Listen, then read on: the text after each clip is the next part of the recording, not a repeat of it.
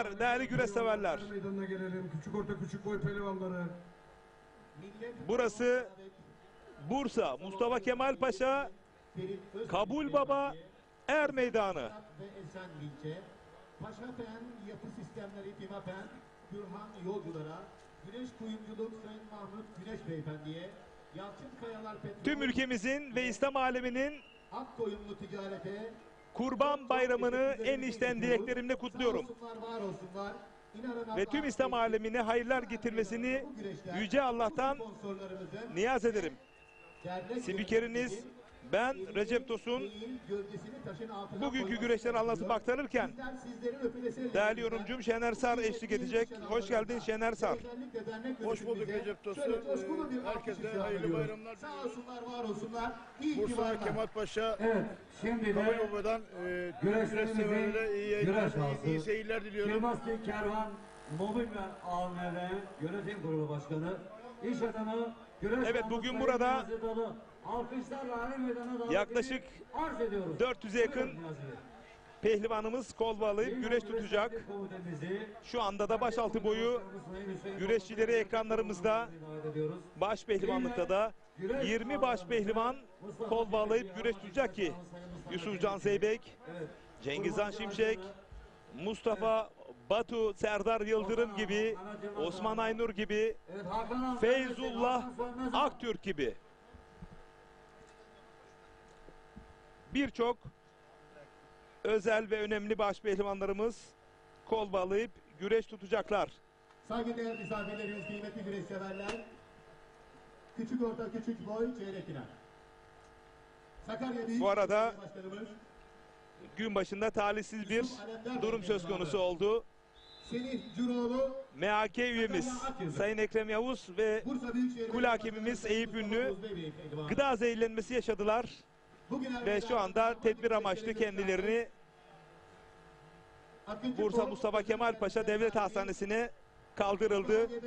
Geçmiş olsun, acil şifalar diliyoruz. Hem MHK üyemiz değerli kadim dostum Ekrem Yavuz'a hem de değerli büyüğüm Eyüp Ünlü'ye acil şifalar diliyoruz. Gıda zehirlenmesinden dolayı tedbir amaçlı Bursa Mustafa Kemal Paşa Devlet Hastanesi'ne kaldırıldılar. Güne kötü başladık ama inşallah iyi haberler geldiğinde de Balıkesir Büyükşehir Belediye paylaşım Başkanı yapacağız. Sayın Ahmet Akın Beyefendi. Şu anda da ekranlarda Bursa'nın gelecekte baş pehlivan namzeti Okan Yavaş'ın mücadelesi var Şener Sar. Hemen şimdi sözü sana bırakmak isterim. Okan Yavaş ve Emre Duman arasında başaltının gerçekten genç, dinamik, favori isimleri. Şu anda ekranlarınızda değerli güreş severler. Ekranı ikiye bölebiliriz değerli yönetmenim. Evet. Emre Duman, Kocaeli Büyükşehir Belediyesi'nin Sakarya Karabük sporcusu, Belediye Başkanımız. 3 kardeşin en küçüğü ve başaltında Sayın da Mehmet o da Murat çok Çorlu çevik, Beyefendi esnek abi. bir güreşçi. Ve rakibi Okan Yavaş. Okan Yavaş Abdurrahim da Mutlu, Sakarya Karabük. Sedona flash bir çıkış yaptı. Ve Manavgat güreşlerinde Bursa Kestel Belediye kürsü Başkanımız. yaptı.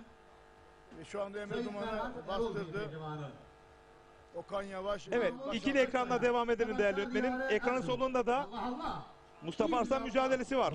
Rakibi Balıkesir'den Küçük orta Aykut küçük Işık, boy. Evet. Mustafa Yeni Sancak ve Aykut Işık arasındaki mücadele. Allah derman versin. Mustafa Yeni Sancak, Karamürsel Mustafa Belediyesi'nin pehlivanı, tecrübeli bir başaltı pehlivanı.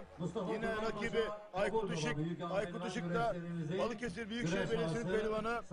Aykut Işık da gerçekten Mustafa'ya nazaran genç, dinamik ama karşısında tecrübeli bir Mustafa Yeni Sancak var. Gerçekten o da Mustafa tecrübesini tecrübeli bir güreşçi. Her zaman ne zaman yapacağı belli olmayan bir güreşçi. Ama Aykut Işık da genç, dinamik, Minder'den gelen milli bir güreşçi. Bakalım musabaka nasıl sonuçlanacak? Hep beraber göreceğiz değerli güreş severler. Mustafa Kemal Paşa Kabul Baba'dan musabakalar devam ediyor. Başaltı boyu ilk tur güreşleri değerli güreş severler. ekranın sağ kadrajında Emre Duman, Okan Yavaş arasındaki mücadele ekranın sağ kadrajında. Musabaka yer güreşiyle devam ediyor. Okan Yavaş, Mustafa Kemal Paşa Belediyesi'nin sporcusu gerçekten flash çıkış yaptı. Geçen sene de formu iyiydi. Bu sene de varım diyor ve Kırkpınar'da iddialı kendisi de ve tabii baş pehlivanı yükselmek için tüm mücadelesini gösterecek. Tabii ki ama Emre Duman da çok tecrübeli, çok genç, ne zaman ne yapacağı belli olmayan teknikleri olan bir güreşçi. Bakalım ikisi arasında geçen mücadele nasıl gerçekleşecek hep beraber göreceğiz. Güreşlerimizin güreş ağası Sayın Niyazi Bayramın Adan'a ikinci günü altın kemeri takdim edildi. Mustafa Kemal Hayırlı Paşa olsun diyoruz. Kabulbaba'dan Ve tertip komutanı müsabakalar başkanı devam Sayın ediyor. Hüseyin Gerçekten Yönetim küçük Kurulu'na bir yer bir daha ve alkış istiyorum. Sağ olsunlar. güreşi yapmak sağ için olsunlar. Teşekkür ederim. çok değerli halkımız ve gönüllüler ordusuyla yapılan bir organizasyon bu. Ve bugün bu organizasyon çok güzel bir havada, çok güzel bir atmosferde müsabakalar devam ediyor. Ben burada emeği geçen değerli Kabulbaba Tertip Komitesi'ne ayrıca teşekkür ediyorum. Recep Tosun'un dediği gibi bugün çok değerli MHK üyemiz Ekrem Yavuz ve yine kule hakemimiz Eyüp ünlü gıda zehirlenmesi geçirdi ve kendilerine geçmiş olsun diliyoruz. Evet, baş altında rakibini inip En kısa zamanda aramızda görmek istiyoruz. Tekrardan geçmiş olsun diliyoruz değerli güreş severler. Evet, mücadeleler devam etmekte. Ekranın sol kadrajında Mustafa Yeni Sancak ve Aykut Işık, yine sağ kadrajda Okan Yavaş iç kazık iç kazıkta. ters paçada. Yayınlarımızı bu arada paylaşabilirsiniz değerli güreş severler. Güreşin kalbi Ekin Türk TV'de. Evet, iç kazık ters paçayla Okan Yavaş ikinci tur adını yazdırdı. Kendi saha serisi önünde güreşiyor. Büyük bir seyirci kitlesi söz konusu, destek söz konusu kendisine. Bakalım gün sonunda baş altında zirvedeki yerini alabilecek mi? Evet, yerdeki mücadelede ikili ekranda, evet, son anlar ekranlara geliyor. Değerli yönetmenime teşekkür ediyorum. İç kazıktan güçlü bir oyunla net bir galibiyet söz konusu. Mustafa Yeni Sancak mücadelesi tekrar ekranlarda. Aykut Işık'la kapışıyorlar. Yine ikili ekranda bir mücadele daha alabiliriz değerli yönetmenim.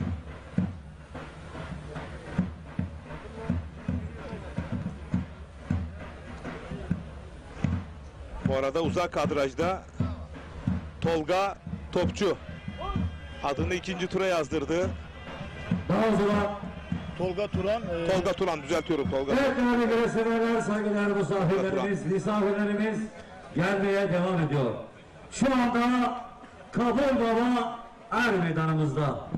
Aslı İki mücadele de aynı değerli yönetmenim. Kemal Paşa Tam bizim önümüzde bir güreş var, onu alabilirsiniz. Kara Teknik Yönetim Kurulu Başkanı Sayın Erol Aydın. Erdinç Çetin iyi yayınlar diliyor Sivas'tan. Güreş ağımız adına Sivas Emniyetinden memleketi Manisa Kulu'ya selamlar demiş Erdinç Çetin. Var olsunlar. Soma'dan, Mesut'tan iyi yayınlar diliyor. Yorumlarınızı, mesajlarınızı Ekin Türk TV Facebook adresine yollayabilirsiniz değerli güreş severler.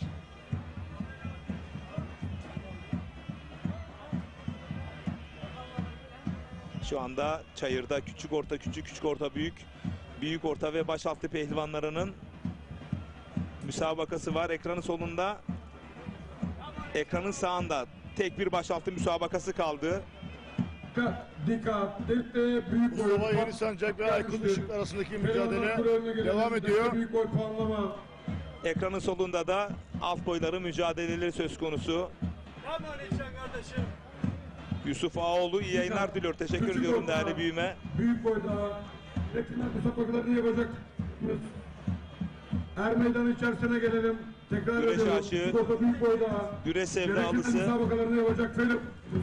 Lütfen Er meydanı Yusuf içerisine Ağoğlu gelelim. Ovakça'dan, Bursa'dan iyi yayınlar diliyor.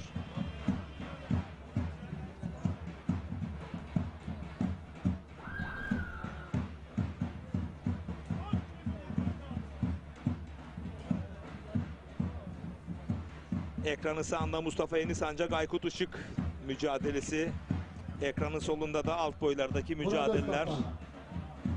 Tolga Odabaşı, Güreşin kalbi Ekin Bayram Türk TV İslamoğlu. ekranlarındasınız. Necmi Dedeoğlu, Emre Ay Yıldız, Muhammed Enes Kısımsu, Bu arada Bilecik Söğüt Abdullah Özbağ, Gençlik ve Spor İlçe Ömer Müdürümüz Kaya. Arif Çok acele Hocam iyi yayınlar vermeden diliyor. geldiniz yalnız. Selamlar. Bu sizlere yapılan Arif son hocama. çağrıdır.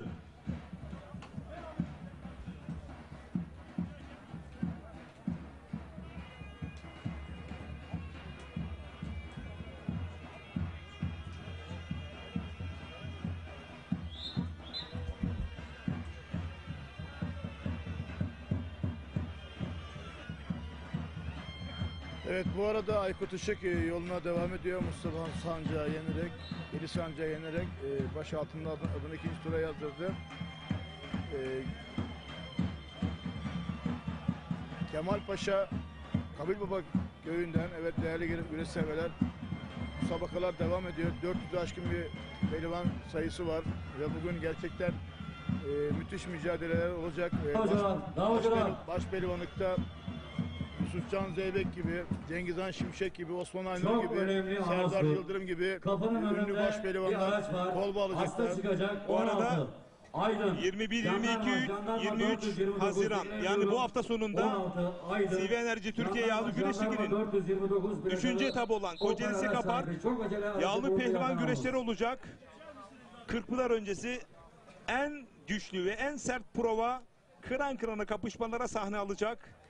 Değerli güreş severler ve Kırkpınar öncesi yine 26 Haziran Çarşamba günü Afyon Şuhut Karaadilli yağlı pehlivan güreşleri olacak ve güreşin kalbi Ekin Türk TV ekranlarından da canlı olarak izleyeceksiniz değerli güreş severler.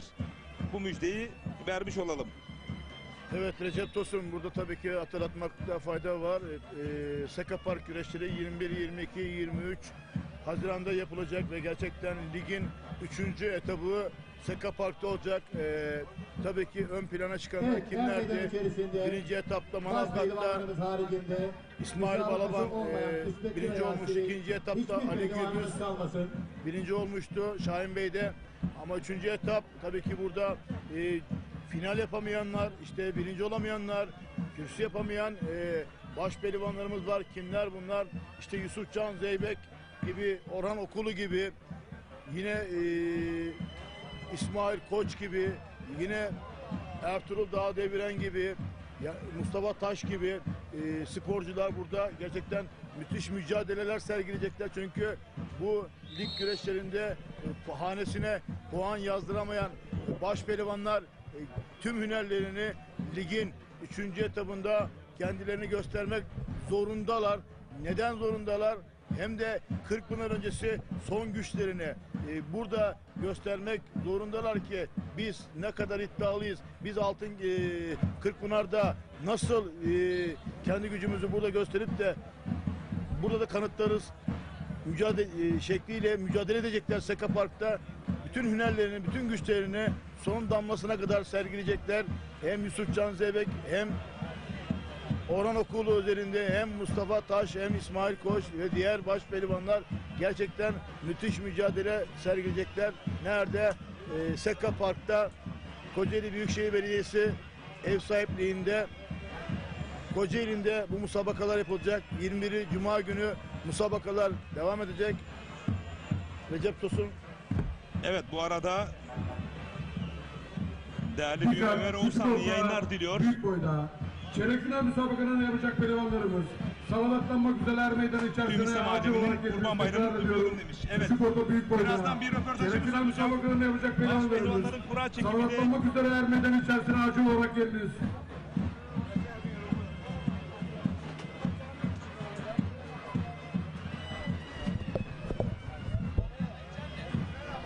Davulcular, davulcular, davulcular. Evet, baş pehlivanlarımızın kurallarına nezaret etmek üzere. Evet, tertip Evet komuta başkanımız değerli öğretmenim, Sayın evet Hüseyin daha yakın Toprak'la çekimden yönetim kura kurulu çekimini üyeleri. alabiliriz. Daha yakın çekimden Evet, Kırmızı Kervan Mobilya AVM Yönetim Kurulu Başkanı Güreş Almaz Sayın Niyazi Dal Bey'i Bursa Nilüfer Çalı güreşlerinin efsane altın kemerli güreş ağası. İş adamı Sayın Hakan Söğülmezi.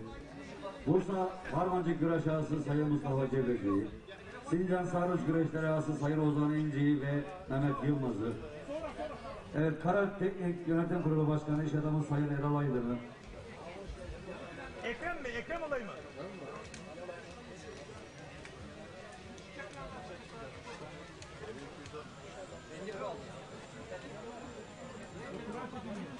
Ve yine adıyla malum Kurbancı Harcan'ın. Evet, değerli protokolümüzü baş pehlivanlarımızın kurallarına nezaretine Evet, göre değerli güreş severler, arz ediyoruz. birazdan baş pehlivanlarımız kurallarını çekecekler. 20 baş pehlivan var. A ve B grubu olarak kurallar çekilecek. Evet, baş pehlivanlarımız, kura çekimlerimiz başlamak üzeredir.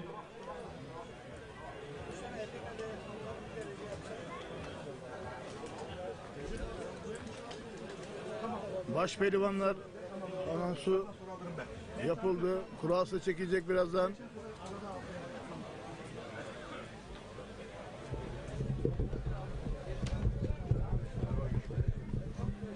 Evet, bu kadraj daha iyi. Bir kameramızda baş pehlivanın kura çeken baş pehlivanla ekranlara alabiliriz değerli öğretmenim. Şimdi anons yapılacak. Kim gelecek? İlk kurayı Yusuf Can Zeybek. Baş pehlivanlarımız da hemen bizim önümüzde. Pilot kameradan birini çevirebiliriz bizim yanımıza, önümüze doğru.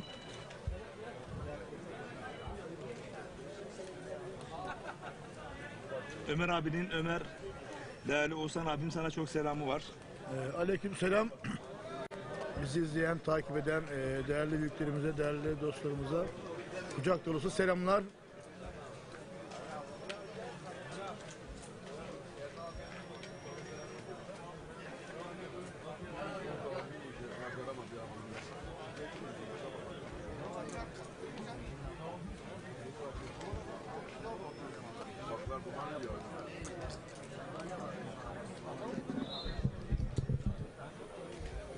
Evet. Karşı iki pilot kameranın birini baş pehlivanlarımızın kura çekimi için alabiliriz. Ekranı ikiye bölerek şu anda Yusuf Can Zeybek. Evet, baş pehlivanlarımız, kura çekimlerine başlamak üzereyiz. Lütfen er meydanında yerlerinizi alın. Kıymetli baş pehlivanlarımız, Ekranı ikiye bölerek Hüseyin Gümüşalan. Evet, şu anda Yusuf Can Zeybek yağlanıyor ibrikle. İlk anonsu yapılacak. Yakın çekim alabiliriz. Evet. Ekranı ikiye bölerek ama değerli yönetmenim. Ekranı ikiye bölerek. 48. Kabul Baba Yağlı Pehlivan Güreşleri baş pehlivanlık. Evet, kura Yusuf Can Zeybek şu anda kura başlıyoruz. çekimine gidiyor. Ekranın Yusuf sağında Can kadrajında Zeybek kaldı. geliyor. Evet. Ekranı ikiye bölerek takip edebiliriz.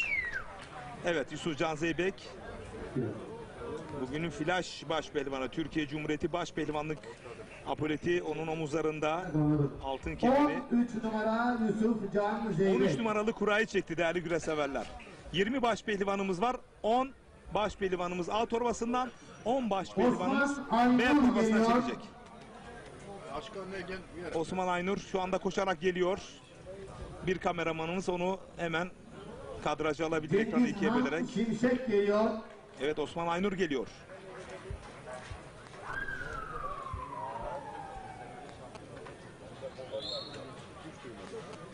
Evet, tek bir düşebiliriz numara kura Osman çektiğinde. Aynur. Cengiz Han Şimşek geliyor. Hüseyin Gümüşalan geliyor.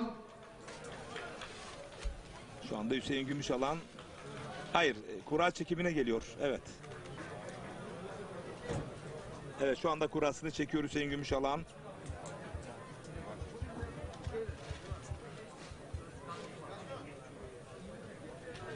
Numara Hüseyin Gümüşalan. Küçük orta, küçük boy patlama sahte.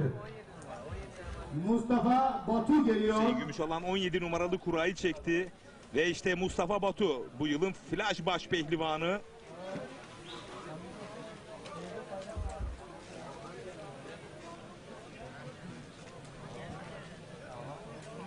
Bakalım kaç numarayı çekecek? 15 numara 15 numara Mustafa Batu. Ali yan atma geliyor. Ahmet Yılmaz. Mehmet Uğur Ahraz, Adem Cengizhan Yüzüğe, Şimşek geliyor. Şehabettin Dağışan, iyi yayınlar diliyor. Ve Cengizhan Şimşek, Türkiye adı güreşinin güçlü baş pehlivanı. 7 numara Cengizhan Şimşek. Semih Turgut geliyor. 5 numara Ali Yanatma. Mecit Yıldırım geliyor.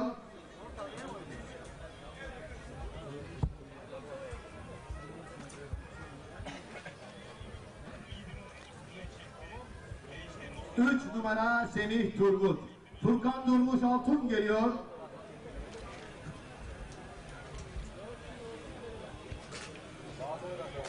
...19 numara Mecit Yıldırım.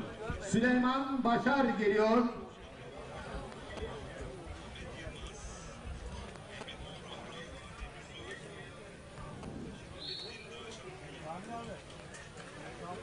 Furkan Durmuş Altın, o da MCM Özparlar Spor Kulübü'ne transfer oldu 11 hafta numara içerisinde. Furkan Durmuş Altun.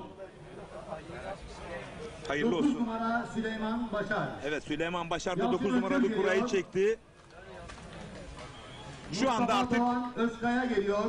10 baş pehlivanımız kurasını çekti. Şimdi eşleşmeler başlayacak.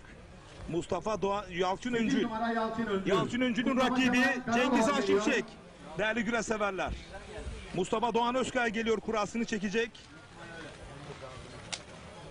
6 numara Mustafa Doğan Özkaya. Mustafa Doğan Özkaya'nın rakibi Serkan Ali Yıldırım Yanatma. geliyor.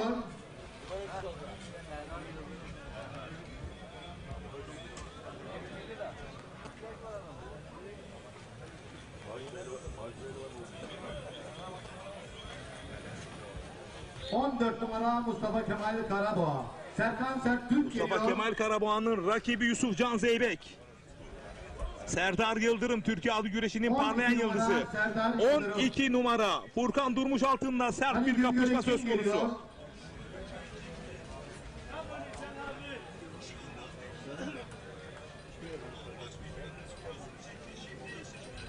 ...18 numara Serkan Sertürk.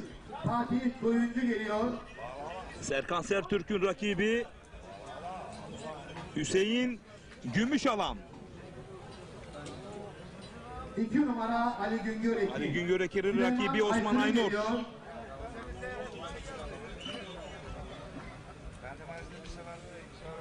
20 numara Fatih Koyuncu. Ali Altun geliyor. Fatih Oyuncu'nun rakibi Mecit Yıldırım oldu. Ve Süleyman Aykırı'nın 10 rakibi numara bakıyoruz. Süleyman Aykırı. Süleyman Ve Başar'la. Feyzullah Aktürk geliyor. Süleyman Başar 4 numara Ali rakibi Altun. ve Ali Altun'un rakibi de Semih Turgut oldu. Bizden alalım. Hemen eşleşmeleri 16 numara Feyzullah ve Aktürk. Evet, Türkiye adı Anadolu güreşinin Bakanı parlayan Katılmak yıldızı üzere. Feyzullah Mustafa Aktürk'ün Kemal Kaymakamımız, rakibi Sayın Mustafa Anadolu Batu oldu Bakanı değerli güreş severler. ediyorum. Şimdi Çok eşleşmeleri değerli baş pehlivanlarımız, hemen ortamda tam ekran güreşler. alalım şu anda. Evet, Şener Evet, Saatçı'nın söz değerli güreş sende. severler, Evet değerli saygıdeğer güreş severler, misafirlerimiz, baş pehlivanlık misafirlerimiz kuralları çekildi. İlk değerli turda aktör Osman Aynur, aktör Ali Güngör devam Ekin ediyor. mücadelesi yapılacak. Semih Turgut, Ali Altun'la ile eşleşti. Şu anda Ali Kabul Yanatma, Dağ Er Meydanımızda. Mustafa Doğan Özkaya Bu ile güreşlerin yapılmasında Cengizhan Şimşek, Yalçın çok Öncül ama ile çok Süleyman büyük Başar, maddi manevi Süleyman Aykırı emeği ile var. Furkan Durmuş Bursa Altın, Mustafa Serdar Kemal Yıldırım Paşa, ile Belediye Yusuf Can Başkan Zeybek, Vekilimiz, Mustafa Kemal Karaboğa Sayın ile Mustafa Derya Batu, Deniz Feyzullah Kanar, Aktürk Er ile Meydanımızda Hüseyin şeref Gümüşalan, vermiştir. Güreş Serkan havuzlarına, Sertürk ile Tertip Komitemiz Mecit adına Yıldırım, hoş Fatih geldiniz. Koyuncu ile mücadele edecek ve tüm baş pehlivanlar ilk turda güreş yapacaklar. Recep Tosun. Evet, bu bilgileri de Şener Sardarlı hocam, yorumcumuz Küçük aktardı. ormana büyük boy pehlivanlara ayağa kalkalım. Ve şu anda da Mehmet hocam, baş pehlivanlarımız pehlivanlarımız salavatlanacak. bir numarasına göre cevap verin lütfen.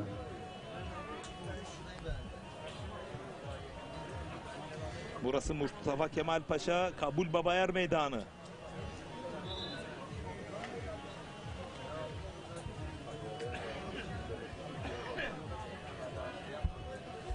Yine Er Meydanımızda Çakallar Köyü Evet, Dernek bak- Başkanı baktığımız Sayın zaman Mustafa müsabakalara Gönül, Er Meydanımızda Feyzullah seyreden Aktürk, Tertip Mustafa Komitemiz Batu adına mücadelesi. hoş geldiniz. Yine Furkan Durmuş Altın, Serdar Yıldırım müsabakası öne çıkan müsabakalar Recep Tosun.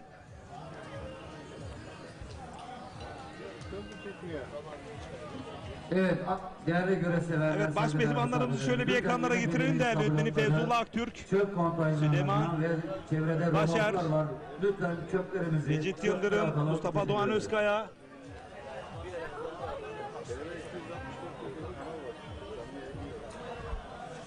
Değerli güreş severler, küçük orta, büyük boy, çeyrek final.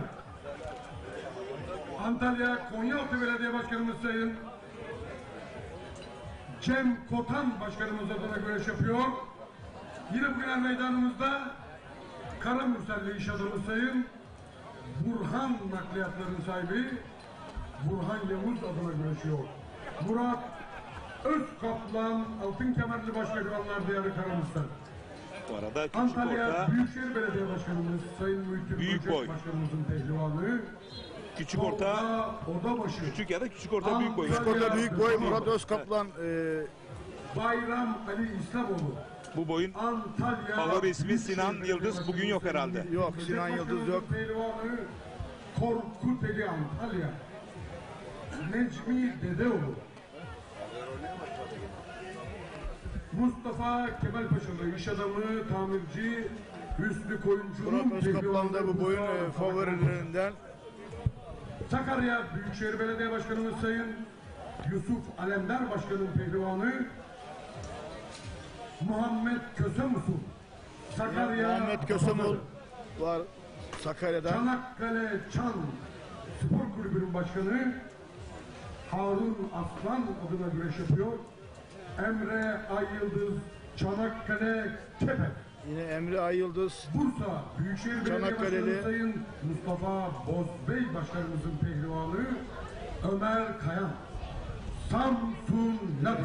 Ömer Kayan. Kocaeli Büyükşehir Belediye Başkanı Balıkesirli. Sayın Doçent Doktor O da küçük Tayyip orta büyük boylu. pehlivanı Önemli isimlerinden. Allah Özbağ. Altın Kemerli Başpehlivanlar Diyarı Karamürsel.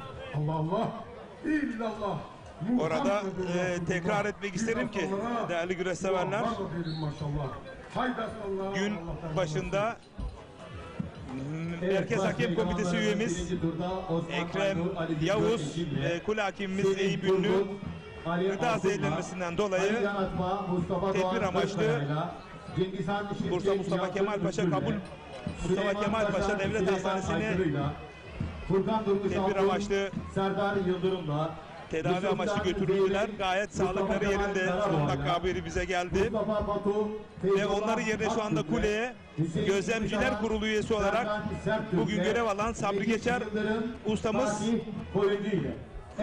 zaruri nedenlerden dolayı kulede görev alacak. Çok tecrübeli bir eski başpehlivanımız, eski MHK üyemiz, eski kule hakimimiz yaş haddinden dolayı artık Gözlemciler Kurulu'nda, ama artık bugün için zaruriyetten dolayı kulede Metin Kılıç da cetvel hakemi olarak bugün burada bulunuyordu. O da eski deneyimli kule hakemi olarak o da kuledeki yerini aldı.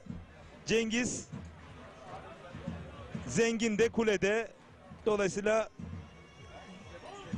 umut ediyoruz ki hiçbir problem ve sıkıntı yaşamadan günü noktalayacağız. Evet Recep Tosun, gerçekten üzücü durum oldu ve MHK üyemiz Ekrem Yavuz yine kule hakemimiz Eyüp Ünlü gıda zehirlenmesi oldu. Geçmiş olsun diliyoruz. Ama musabakalar devam ediyor. Dediğimiz gibi başpehlivanlık kuralları çekildi, salındı. Bahsettiğin isimler Sabri Geçer, eski Kırkpınar Başpehlivanı, eski MHK üyesi. Bu arada başpehlivanlarımız yağlanıyor değerli yönetmenim. Şu anda tam tekrar ediyorum. ya evet, şu anda ekranın solunda yağlanıyorlar. O kadrajı alalım. Yağlanıyor başpehlivanlarımız. Birazdan salavatlanacaklar. Evet. Evet. Ne demiştik? Evet, Sabri Geçer'den bahsettik. Bu musabakalar tabii ki mücadeleler devam etmek zorunda. Tabii ki değerli başpehlivan ustamız orada. Yine Metin Kılıç, o da eski başaltı pehlivanlarındandı. O da kulede yardımcı olacaklar. En kısa zamanda hem Ekrem Yavuz hem Eyüp Ünlü aramızda olurlar. tekrardan geçmiş olsun diliyoruz. Baş pehlivanlarımız kurallarını çektiler. Şu anda kim var? Ali Güngörekin, Mecit Yıldırım, Ali Altun, Serdar Yıldırım geliyor, evet. Türk yağlı güreşinin pırıl pırıl parlayan yıldızı. Evet, gerçekten Serdar Yıldırım flash müsabakalar yaptı. Artık biz ona sürpriz demiyoruz. O artık apoletleri taktı diyoruz. Artık o Kırkpınar'ın ilk 8'inde potayı aldı. Geçen sene lig güreşlerinde ilk 8'e girerek ve seri başı olduğu A torbasından kurasını çekecek, yapmış olduğu musabakalarla kendini kanıtladı. Önemli isimleri yenerek saf dışı bıraktı. Yine Manavgat ayağında yarı final yaptı. Değerli bir genç baş pehlivanımız, gerçekten böyle baş pehlivanlarımız devam edecek. İşte Enes Doğan, işte Mustafa Doğan Özkaya, Feyzullah Aktürk gibi genç baş pehlivanlarımız var. Bunlar önemli isimler. Kırkpınar'ın kaderini değiştirebilecek baş pehlivanlar.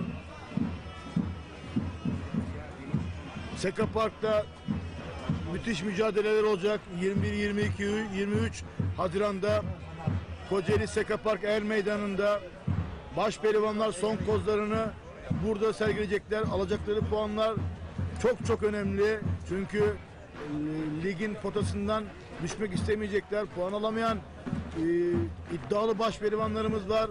Kürsü yapamayan iddialı baş pehlivanlarımız var. Ve bu Seka Park Er Meydanı'nda tüm güçlerini, tüm hünerlerini sergileyecekler. Ama bugün buradayız. Neredeyiz? Mustafa Kemal Paşa Kabul Baba'dayız. Kabul Baba güreşleri Evet, Er Meydan içerisinde sadece 348.'si yapılıyor. Kabul Baba'da yıllardan beri gelen bir gelenek, görenek, her bayramda yapılan bir organizasyon bu. Kabul Baba'da ve bugün de iddialı isimler var. 20 baş pehlivan bugün burada kol bağladı. Kurallarını çektiler. Bu arada değerli yönetmenim, 4 kameramanımız da şöyle baş pehlivanımızı yakın çekimden boy olarak alabilir mi? Evet, tek tek böyle, evet, salavatlanırken böyle alalım. Diğer kameramanlarımız da şöyle boy noktasından pehlivanlarımızı ekranlara getirsin ki hepsinin ciddi manada izleyici kitleleri söz konusu, sevenleri söz konusu. Kıymetli güreşseverler, bu güreşleri izlemek üzere geldiniz. Bu Memleketimiz, arada Bursa'dan Mehmet amcanın kahvesinden izliyorlarmış. Koşa koşa Selamlar. görmüş olduğunuz yiğit, koç yiğit Türk aslanları güreş yapacaklar. Kabul Baba Er Meydanı'nda başa. Öncelikli olarak baş pehlivanlarımıza sizlerden şöyle bir moral alkışı selam ediyoruz. Evet. Değerli güreşseverler, Şimdi en başta Cazgır'ı alalım. Cazgır'ı Sebahattin Usta'yı alalım. Karamürselimizin Pilot kameradan alalım. Pilot kameradan. Artık tek tek salavatlanacaklar. Evet. Evet, harika. Güngör Ekin Karamürsel. Antalya Büyükşehir Belediye Başkanımız Sayın Muhittin Böcek Bey pehlivanı. Bugün Er Meydanımızda Fortis Karınlar sahibi Şimdi söz Cazgırlarımızda. Aslan adına güreş yapıyor. Tarihi Kırkpınar 2006 yılı baş pehlivanı Osman Aynur. Antalya Serik Gibi. Yolova Subaşı Belediye Başkanımız Sayın Turan Canbay adına güreş yapıyor. Semih Turgut Karamürsel. Antalya Döşemaltı Belediye Başkanımız Sayın Menderes Dal Bey pehlivanı Ali Altun. Antalya Döşemaltı. Bursa Büyükşehir Belediye Başkanımız Sayın Mustafa Bozbey Bey'in pehlivanı Yalçın Öncü. Bursa. Antalya Büyükşehir Belediye Başkanımız Sayın Muhittin Böcek Bey pehlivanı. Bugün Er Meydanımızda Antalya Döşemaltı'nda faaliyet gösteren Aydın Balık Ağları sahibi Sayın Aydın İnce adına güreş yapıyor. Cengiz Han Şimşek.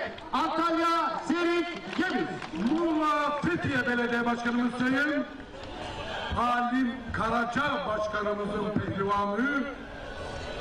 Yine bugüner meydanımızda Bursa Mustafa Kemal Paşa Kaymakamı Sayın Ahmet Altıntaş adına güreş yapıyor. Ali Yanatma Fethiye Muğla. Antalya Büyükşehir Belediye Başkanımız Sayın Muhittin Becek Bey pehlivanı. Bugüner meydanımızda Mustafa Doğan Özkaya, Çorum Mecidüzü. Balıkesir Büyükşehir Belediye Başkanımız Sayın Ahmet Akın Başkanımızın pehlivanı. Aslı, Nesli, Manisa, Akhisar, Selçuklu. Süleyman Başar, Manisa, Akhisar. Sakarya Hendek Belediye Başkanımız Sayın İrfan Püsküllü Bey pehlivanı. Süleyman Aykırı, Sakarya Hendek. MCM Özparlar Spor Kulübü Başkanı Mehmet Özparlar adına güreş yapıyor. Furkan Durmuş Altın, Antalya. Sakarya Akyazı Belediye Başkanımız Sayın Bilal Soykan Bey pehlivanı. Bugüner meydanımızda Antalya Silik Yağlı Pehlivan Güreşleri güreş ağımız Veli Demir Otomotivler sahibi Sayın Veli Demir adına güreş yapıyor. Serdar Yıldırım, Sakarya Karapürçek. Antalya Büyükşehir Belediye Başkanımız Sayın Muhittin Böcek Başkanımızın pehlivanı. Fortis tarımlarının sahibi Süleyman Alkan adına güreş yapıyor. Yine bugün Bursa Görükleli iş adamı Sayın Rıza Ergin'e de Ataspor'una vermiş olduğu desteklerden dolayı çok teşekkür ediyorum. Serkan Sertürk, Antalya Elmalı Yeşilyayla. Kocaeli Büyükşehir Belediye Başkanımız Sayın Doçent Doktor Tahir Büyükakın'ın pehlivanı.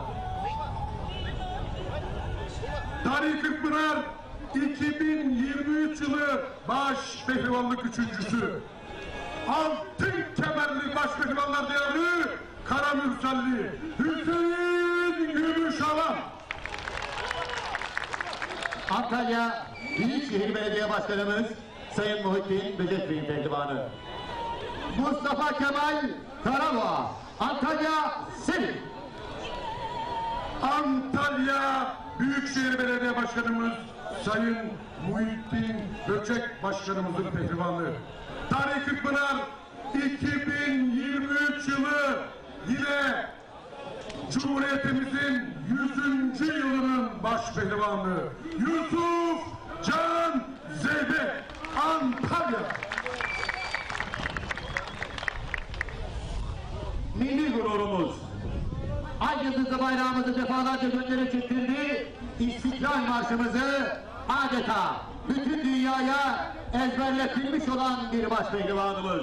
Bugüner meydanımızda Güvenoğulları İnşaat sahibi Sayın Ünal Güven adına güreş yapıyor. Feyzullah Aktürk, Manisa Akhisar.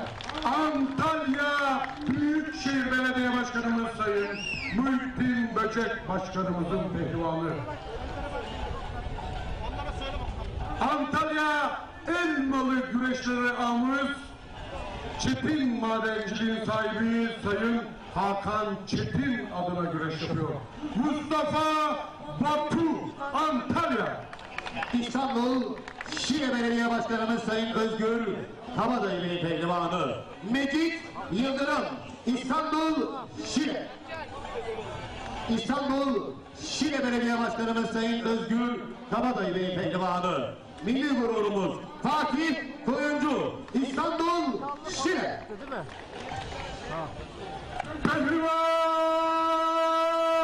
Pehlivan, Akkoyun, Karakoyun, biri ak, biri kara, birimiz, üstadımız Hazreti Hamza Erdinur'a. Avrupa sarayı yıkıldı oldu harap, kaftan kafa hükmetti parmaksız koca. 1 yıl yaşayan Sultan Süleyman'a bile kalmadı bu dünya. Pehlivanlar Sirklere de kalmaz bu meydan. Allah Allah illallah Muhammedur Resulullah. Haydi aziz seyircim, baş pehlivanların birinci turuna dualarla, alkışlarla diyelim maşallah. Haydi aslanlar, Allah derman versin. Şu mu? Tamam gördüm.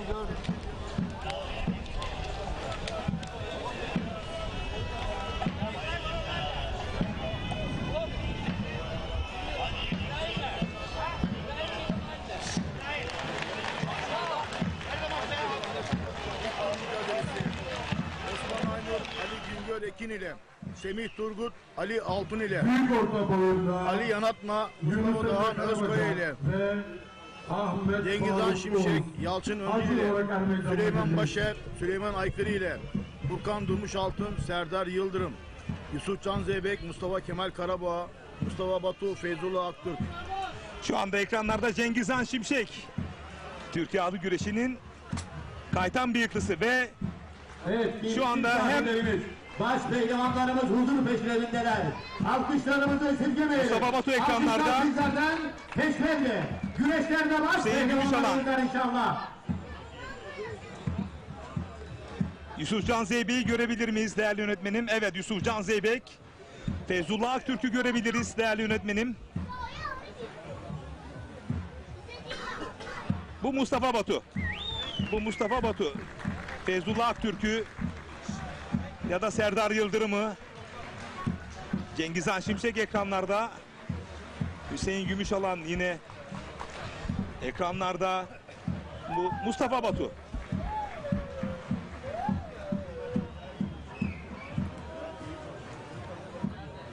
Evet, bu şekilde kalalım değerli yönetmenim. Dörtlü ekrana da alabiliriz hatta. Yorumlarınızı, mesajlarınızı Ekin Türk TV Facebook adresine yollayabilirsiniz. Yusuf Can Zeybek, evet.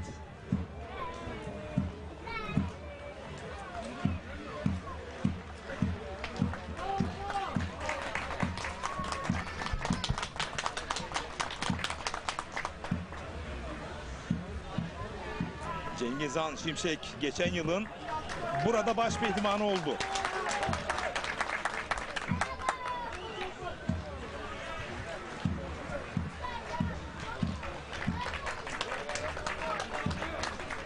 Bugün baş pehlivanlar özelinde ilk kez Allah Allah nidaları yükseldi.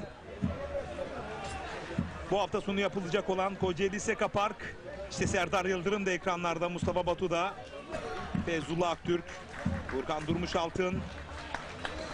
Bu turun sert kapışması Feyzullah Aktürk, Mustafa Batu.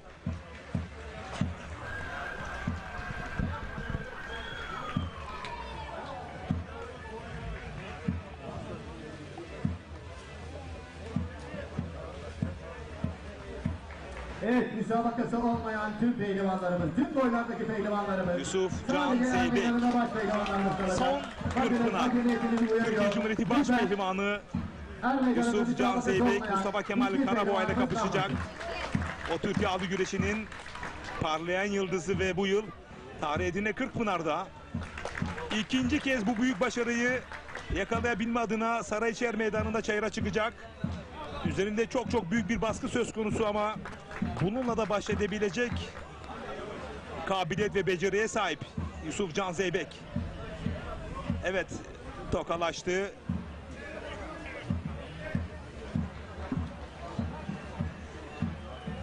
Sağ alt kadrajda Evet, Hüseyin Gümüşalan. baş pehlivanlarımızı sahamızın dört bir tarafına Sağ üst dağıtalım. kadrajda Yusuf Can Zeybek. Sağ üst kadrajda Cengiz Han Şimşek.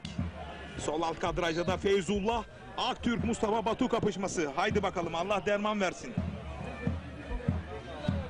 Evet Şener Sar, erken bir galibiyet söz konusu olabilir mi bu dörtlü ekranda? Ya hocam, Evet, Yusufcan Zeybek'le Çok önemli Mustafa anonslar. Kemal Karaboğa Acil hasta müsabakada olduğu erken bir dolayı. galibiyet 16. olabilir Recep Tosun. Balıkesir, Hatay, Edirne. 281 plaka ara sahibi. Tekrar ediyorum.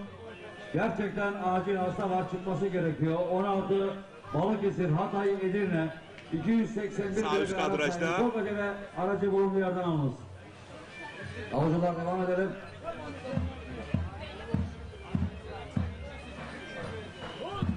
Cengiz Han Şimşek mücadelesi. Sağ üst kadrajın uzak noktasında. Dikkat. Baş altı pehlivanlarımız. Sol üst Kur'an kadrajda teşekkür kendine geliniz. Tekrar ediyorum.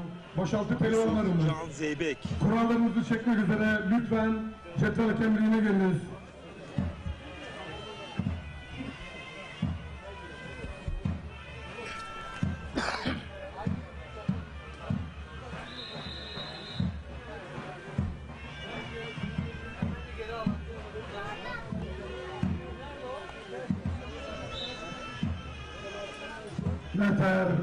Meter.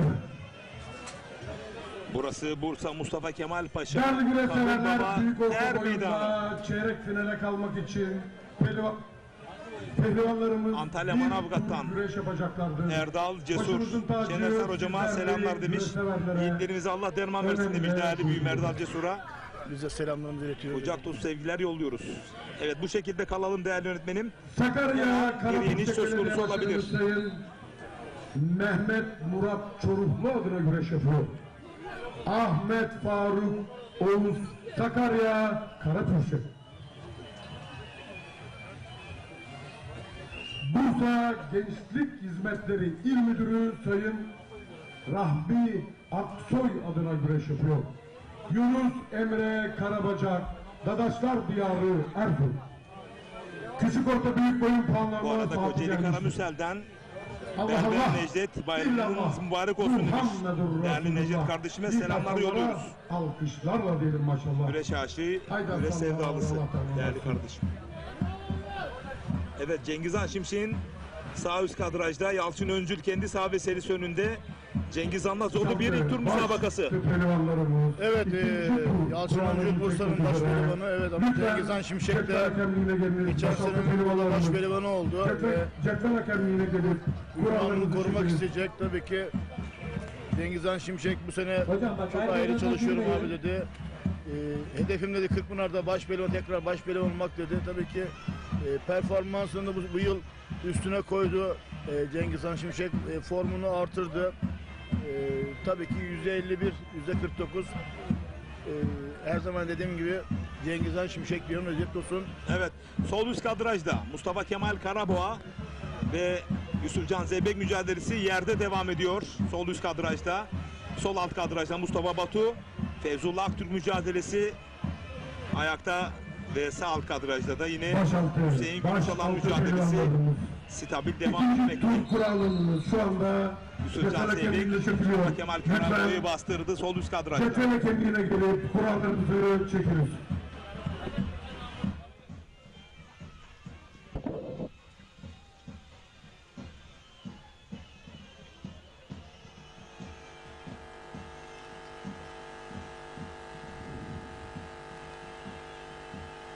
Daha henüz galip gelen bir baş pehlivan yok.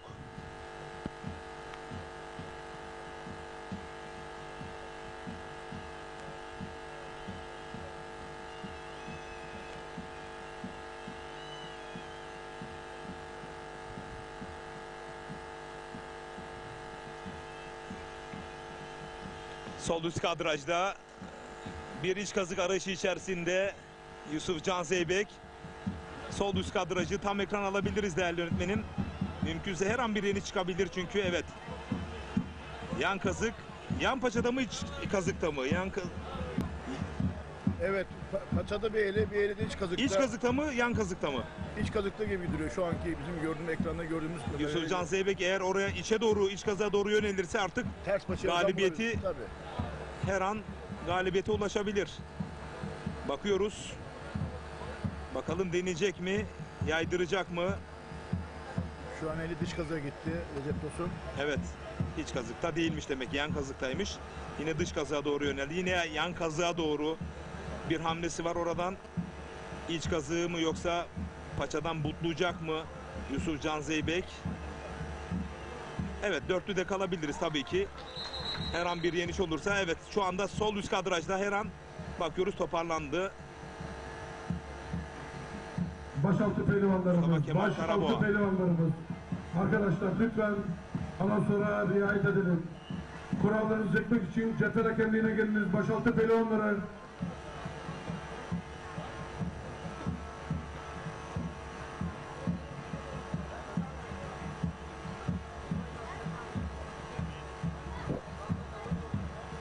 Bakalım bir yeniş söz konusu olacak mı? İlk galibiyeti kim alacak?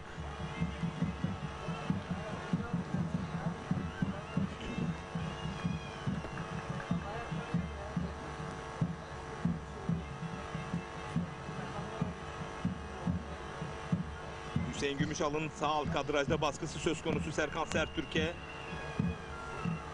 Düdüğü çaldı çayır hakemi.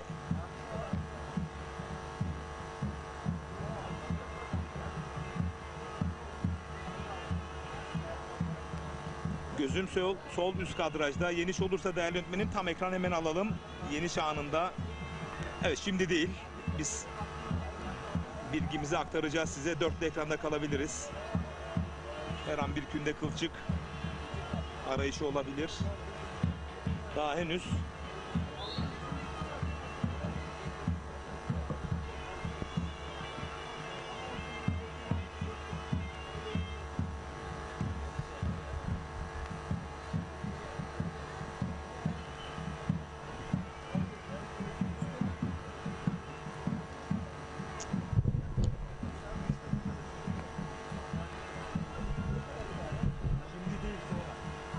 Dağcılar, evet değerli güreş severler, saygıdeğer misafirlerimiz, şu anda meydanımıza Mustafa Kemal Paşa Ticaret Odası Borsa Başkanımız Sayın Saadettin Akkoyunlu meydanımıza şeref vermiştir.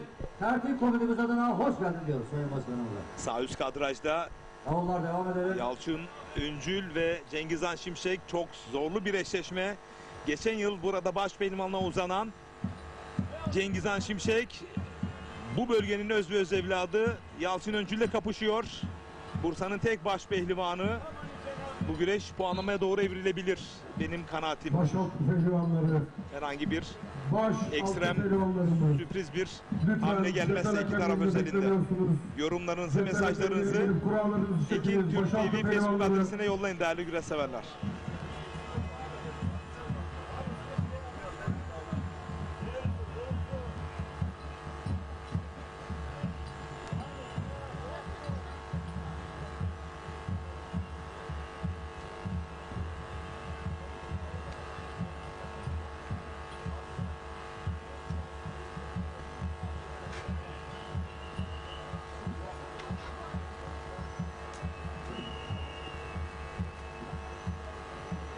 Sol alt kadrajda Feyzullah Aktürk Mustafa Batu'yu bastırdı.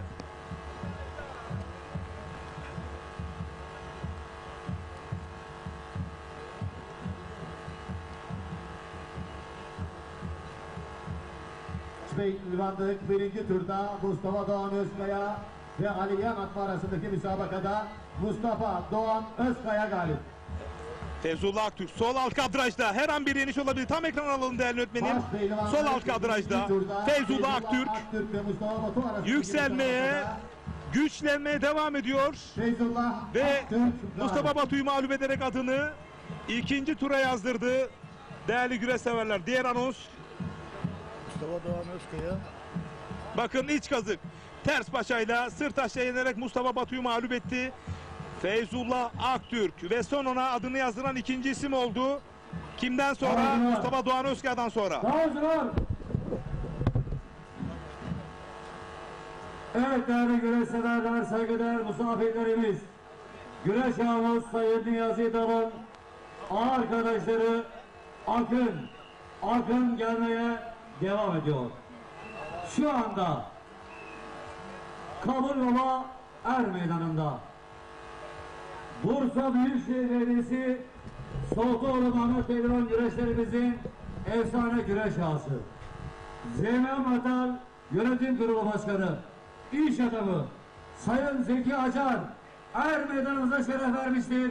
güreş ağımız adına. Bu arada arka kadrajda Hoş geldin ya. Yusufcan Zeybek, Mustafa Kemal Karaboğa'yı kas kanadı oyunuyla mağlup ederek Birinci turda adını Yusuf ikinci Can tura Zeybek, yazdırdı. Mustafa Kemal Ve Karaboğa Feyzullah Aktürk'ün o müsabakada İzkat'ın ters Yusuf Can paçadaki Zeybek galip. son anları ekranlara geliyor değerli güreş severler. Yine dörtlü ekrana devam edebiliriz. Ve Yusufcan Zeybek ekranlarda emin adımlarla yoluna devam ediyor.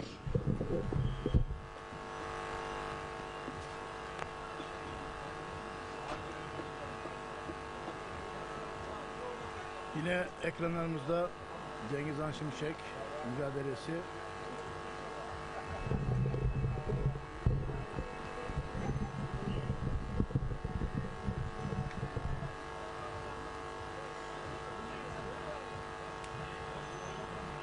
Sol alt kadraja değerli yönetmenim, pilot kameramızın tam solunda yerde bir güreş var. Furkan Durmuş Altın, Serdar Yıldırım. Sol alt kamerayı oraya alabiliriz. Yerde güreş. Devam edelim.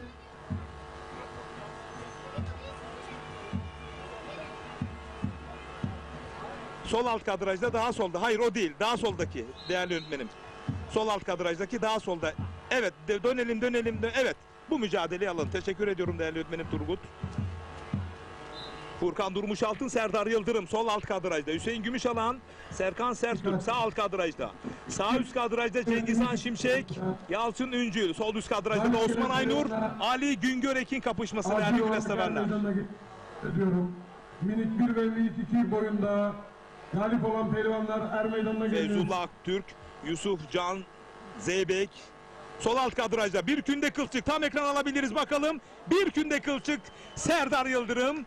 Furkan Durmuş Altın'ı kılçıklayarak adını son ona ikinci tura yazdırdı değerli güreş severler. Serdar Yıldırım galip. Evet sol alt kadraja yine aynı mücadeleyi evet bakın künde arayış içerisindeydi. Serdar Yıldırım kılçığı Evet değerli güreş yetiştirdi. severler, değerli misafirlerimiz. Şu anda er meydanımızda Sol alt kadrajdaki kameramızın tam önünde bir güreş var. Tam önünde yerde. Evet. Teşekkür ediyorum değerli öğretmenim. Er meydanımızda. Bursa Büyükşehir Belediyesi Başkan Vekilimiz Süleyman değerli başkanım Aykırı. Sayın Metin Tuğçer er meydanımıza şeref vermiştir. Rakibi Tertip Süleyman komitemiz Başer'le adına, sol alt güreş kadrajda. adına Sayın Başkanımıza hoş geldin diyoruz. Sağ olsunlar, var olsunlar. Avcılar devam edelim.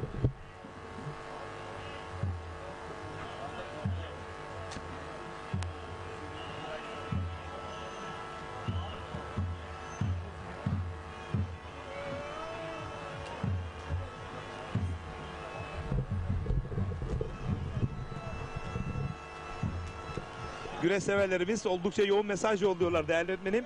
Daha yakın kadraja sağ üst, sağ alt kadrajdaki mücadele sol üst kadraj mesela çok güzel, çok net Osman Aynur ve Ali Güngerek'in kapışması. Sol alt kadrajda da biraz daha gölgeliği tercih etmiş Süleyman Aykırı ve Süleyman Başer mücadelesi.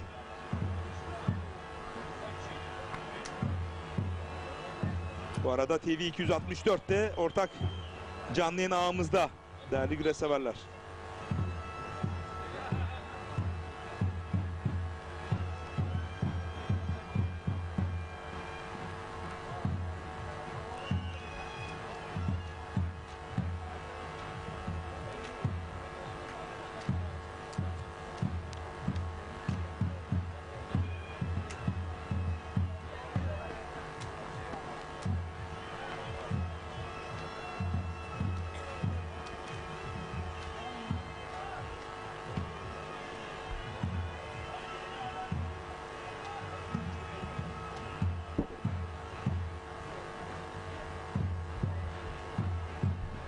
Süleyman Aykırı, Süleyman Başar mücadelesi sol alt kadrajda.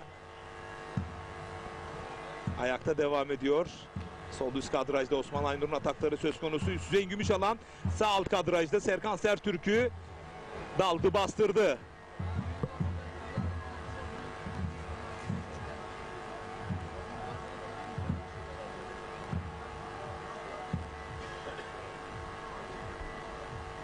Evet değerli güreş severler, saygıdeğer misafirlerimiz, buyurun başkanım. Şu anda Kabul Baba Er Meydanımıza Ercan Okumuş Oku Taş Limite şirketi sahibi Mustafa Kemal Paşa AK Parti İlçe Başkan Yardımcımız Sayın Ercan Okumuş Er Meydanımıza şeref vermiştir. Tertip komutanımıza Osman Aynur sol üst kadrajda sert elense, sağ alt kadrajda Hüseyin Gümüşalan her an bakalım bir oyun tatbik edecek mi?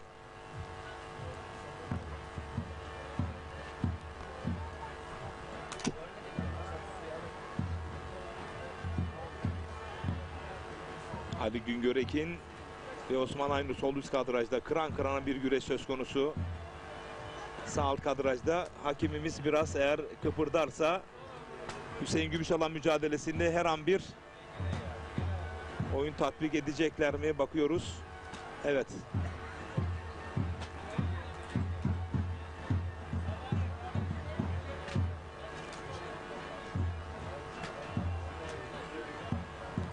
Dağcılar.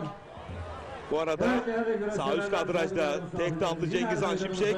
O da bastırdı Yalçın Öncül'ü. Sağ üst kadrajda, sağ alt kadraj. Güreş yerde. Her an sonuç çıkabilir. Dağcılar devam.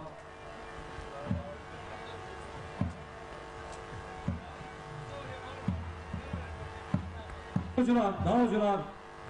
Yoğun programları nedeniyle şu an Osman Aynur çok sert bir elense.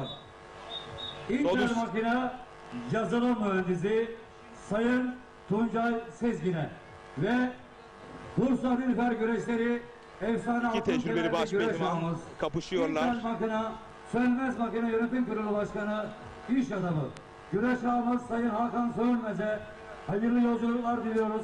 Gösterdikleri ilgi alakadan dolayı çok teşekkür ediyor. Hayırlı yolculuklar, iyi bayramlar diliyoruz. Allah'a emanet olun.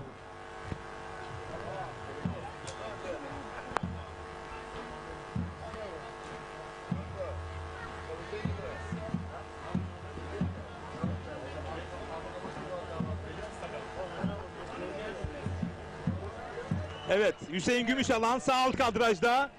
Serkan Sertürk'ü Baş pehlivanlık güreşlerinde mağlup ederek adını Gümüşalan ikinci tura sonuna yazdırdı değerli güreş severler. Hüseyin Gümüşalan İç kazık ters paçayla. İşte bakın bu da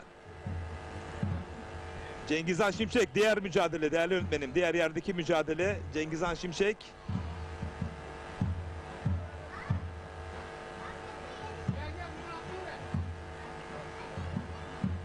Evet üçlü ekran alabiliriz ya da ikili ekran alalım. Çayırda çünkü 3 çift kaldı baş pehlivanlıkta.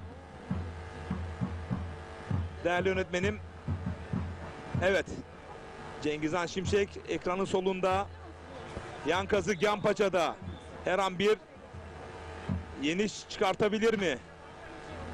Baş pehlivanlık birinci turda Süleyman Başar ve Süleyman Aykırı arasındaki müsabakada Süleyman Evet. Aykırı baş pehlivana Yalçın Öncül bir bastırdı ihtar edilmiştir. Cengiz Han Baş Şimşek'i. pehlivanlık birinci turda Ali Altun ve Semih Turgut arasındaki müsabakada Semih Turgut galip.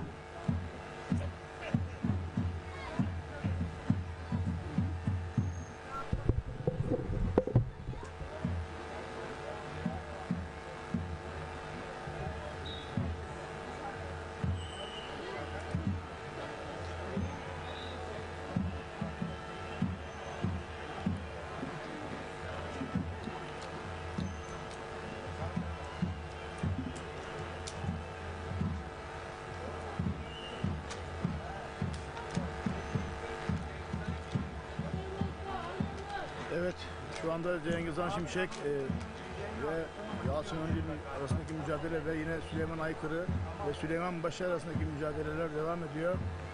Evet, bu arada bir künde kılçık. Evet, Yalçın Öncül galip, değerli Baş güreş severler. pehlivanlık birinci tur güreşlerinde Cengiz Han Şimşek ve Yalçın Öncül arasındaki müsabakada Yalçın Öncül kılçık yaparak galip. galip geldi, adını ikinci tura yazdırdı değerli güreş severler.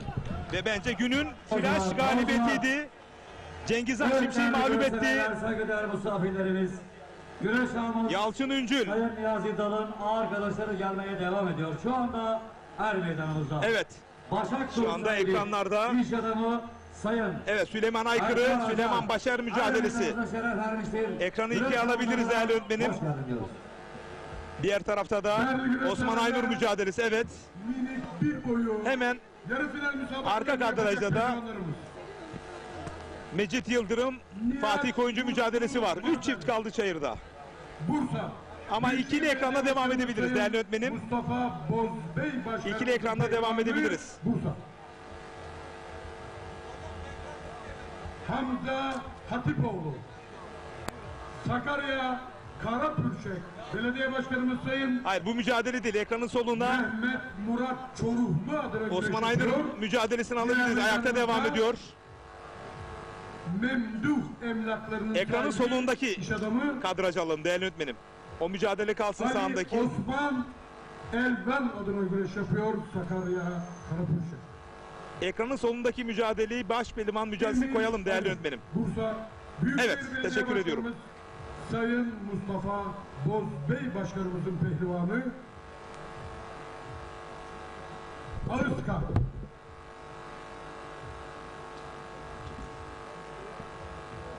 Emir Alp Lermioğlu. Bursa Mustafa Kemal Paşa Belediye Başkanımız Sayın Şükrü Erdem adına güreş yapıyor. Bursa Mustafa Kemal Paşa. Minik iki boyu yarı final müsabakalarını yapacak pehlivanlarımız. Şu ana kadar galip gelen baş pehlivanları Şener Sar anons edecek.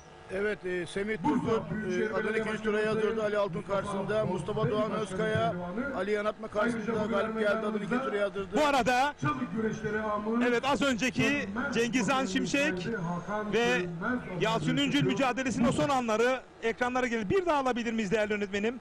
Güreş severlerimiz son anları görmek isteyeceklerdir. İşte bakın Bursa Mustafa Kemal burada Paşa, künde Yalın arayışı Taş içerisindeydi. güreşleri ağası, Kılçığı o da yetiştirmiş. Karaca adına güreş yapıyor. Yasin Öncül kendi sahabesinin Bursa önünde Kemal Paşa. ikinci tura adını yazdırdı. Hem de Cengizhan Şimşek'i mağlup ederek. Taha Öztürk. Evet, Bursa, tekrar Yıldırım Belediye söylüyorum. Başkanı. Semih Turgut, Oktay Mustafa Doğan Yılmaz Özkaya, Yalçın Başkanımızın Öncül, pehlivanı, Serdar Yıldırım, Bursa Yusufcan Zeybek, Yıldırım. Hüseyin Gümüşelen adını Rahil ikinci tura yazdıran Tayyip. isimler oldu. Bursa Büyükşehir Belediye Başkanı Diğer Sayın mücadeleler Mustafa üç tane müsabaka Bey devam Başkan'ın ediyor. Pehlivanı yine Mecit bugün Yıldırım, Fatih meydanımızda Koyuncu arasındaki mücadele devam ediyor. Bursa çalı güreşlerinin efsane Süleyman altın Başar, kemerli güreş Süleyman ağası Sönmez Aykır arasındaki Makine'nin mücadele sahibi devam ediyor. Hakan Sönmez ağanın pehlivanı Bursa. Allah Allah. Osman Aynur, Ali Güngör Ekin arasındaki mücadele devam ediyor. 3 güreş kaldı, 3 müsabaka kaldı. Baş pehlivanlıkta. Alkışlarla diyelim maşallah. Bu arada Haydar, Bursa Allah derman versin. Nilüfer Çalı güreşlerinin altın kemerli güreş ağası Sayın Hakan Söğünmez tüm İslam aleminin ve güreş camiasının ülkemizin mübarek Kurban Bayramı'nı kutluyor. Hayırlar getirmesini Yüce Allah'tan niyaz ediyorum diyor mesajını yollamış Sayın Hakan Söğünmez değerli güreş ağamız. Kendisine şükranlarımızı sunuyoruz, teşekkür ediyoruz. Baş pehlivanlarımızın puanlaması. Evet, baş pehlivanların puanlama anonsu geldi. Herhangi bir ithal söz konusu mu? Bu şekilde kalalım. Hiç pehlivanlardan ayrılmayalım değerli öğretmenim. Şu anda ithal söz konusu değil. Müsabakalar devam ediyor Recep Tosun. Bir sarı kart yok. Yok, kesinlikle bir sarı kart yok. Süleyman Başar, Süleyman Aykırı, Osman Aynur, Ali Güngör Ekin, Mecit Yıldırım, Fatih Koyuncu arasındaki müsabakalar puanlama evresine geçmiştir.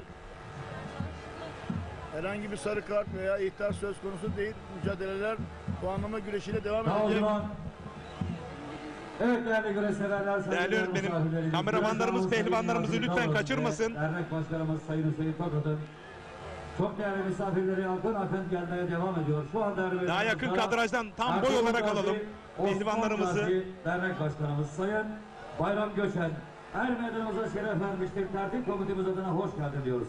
Ve yine Paşader Başkan Vekilimiz Sayın Kadir Şahin, Başkan Yardımcımız Sayın Fikri Çakır her meydanımıza şeref vermiştir. Hoş geldin diyoruz.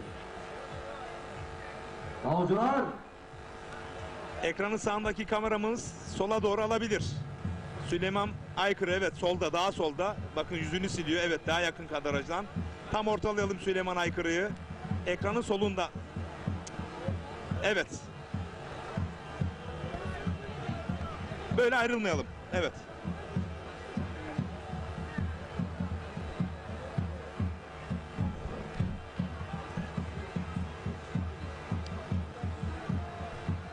Güreş severlerimiz soruyor. İkinci tura kalan baş pehlivanlarımız kimler?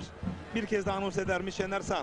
Evet, Semih Turgut, Mustafa Doğan Özkaya, Yalçın Öncül, Serdar Yıldırım, Yusufcan Zeybek, Feyzullah Aktürk, Hüseyin Gümüşalan.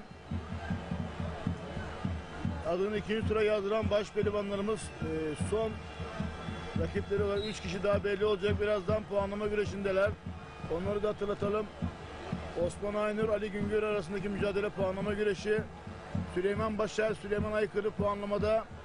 Yine Fatih Koyuncu, Mecit Yıldırım arasındaki mücadele yine puanlamada.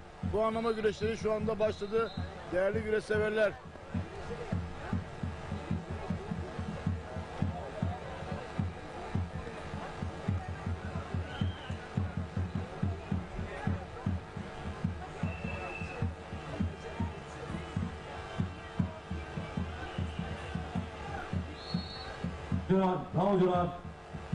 Davulcular, evet değerli güreş severler, saygıdeğer misafirlerimiz şu anda er meydanımızda. Polat Yapı Dekorasyon sahibi Sayın Mustafa Polat er meydanımıza şeref vermiştir. Güreş ağamız Sayın Niyazi Yücel adına, Tertip Komitesi Başkanımız Sayın Hüseyin Tokat adına hoş geldin diyoruz. Sağ olsunlar, var olsunlar. Davulcular. Evet değerli güreş severler. Çok sert enesi ekranın solunda. İki tecrübeli baş pehlivan Osman Aynur ve Ali Güngörek'in kapışması. Ekranın sağında da Süleyman Aykırı, Süleyman Başar mücadelesi.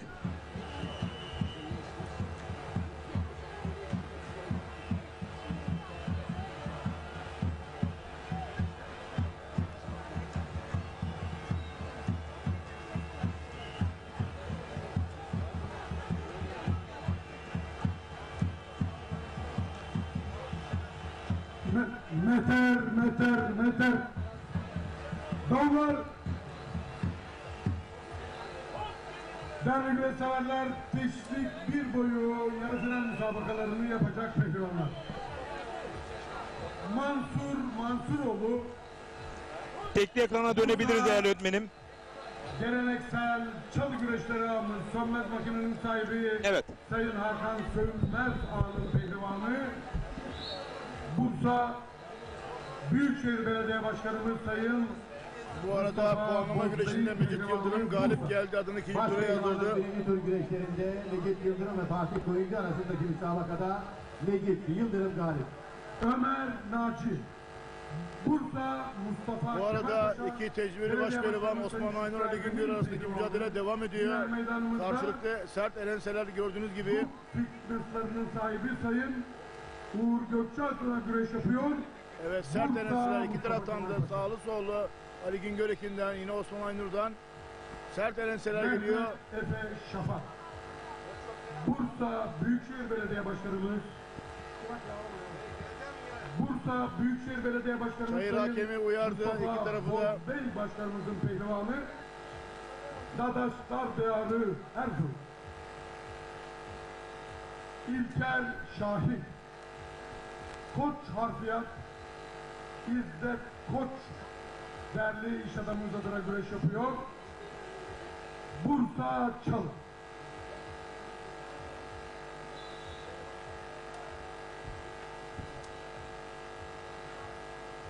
Bu arada elenseler Ali Güngörek'in kulağına geldi. Tabii ki istem dışı olan bir hareket bu. Bu güreşlerde olabiliyor. Bursa Çalı güreşlerimizin Güreşin hızlanmasıyla beraber. Sayın Hakan Sönmez adına güreş yapıyor. Ama müsabaka gerçekten çetin geçiyor. Büyükşehir Belediye Başkanımız Sayın Mustafa Bu arada pehlivanı Süleyman Aykırı mücadelesi ve Süleyman Başar puan alarak evet adını ikinci tura yazdırıyor. Manisa Selçuklu'dan Süleyman Başar galip. Süleyman Aykırı karşısına galip geldi. Adını ikinci tura yazdırdı değerli güreş severler. Sezgin Başkök adına güreş yapıyor. İstanbul. Rüstem Öztürk. Bursa Büyükşehir Belediye Evet, Başkanımız Sayın baş pehlivanlıkta son mücadele Osman Aynur ve Özkan. Ali Güngörek'in arasında mücadele devam ediyor. Beytullah Sefa Yılmaz. Kocaeli Evet, bu arada bir boyunduruk denemesi var. Ali Güngörek'in eli kasnakta. Evet. Toka.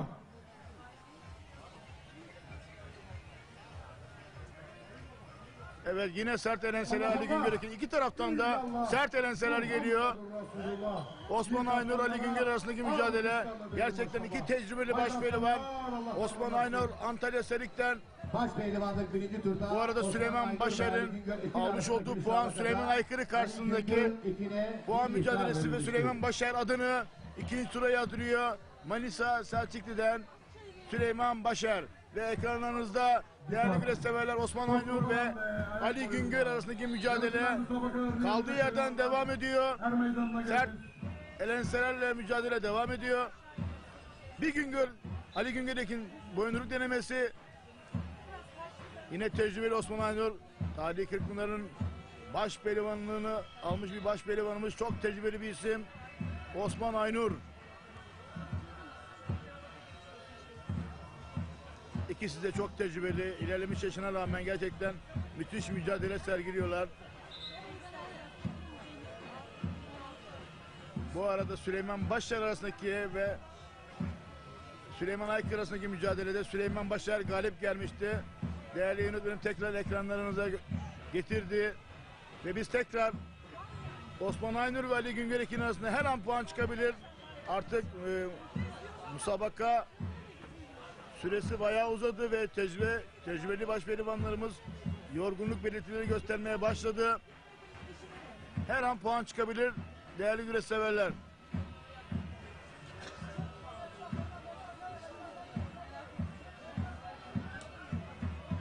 Ayak boyu pehlivanları. Evet, bir elenseyle rakibini bozma mücadelesi. Bir elense daha geldi. Karşılıklı sert elenseler geliyor. İkisine de tam manasıyla helal olsun.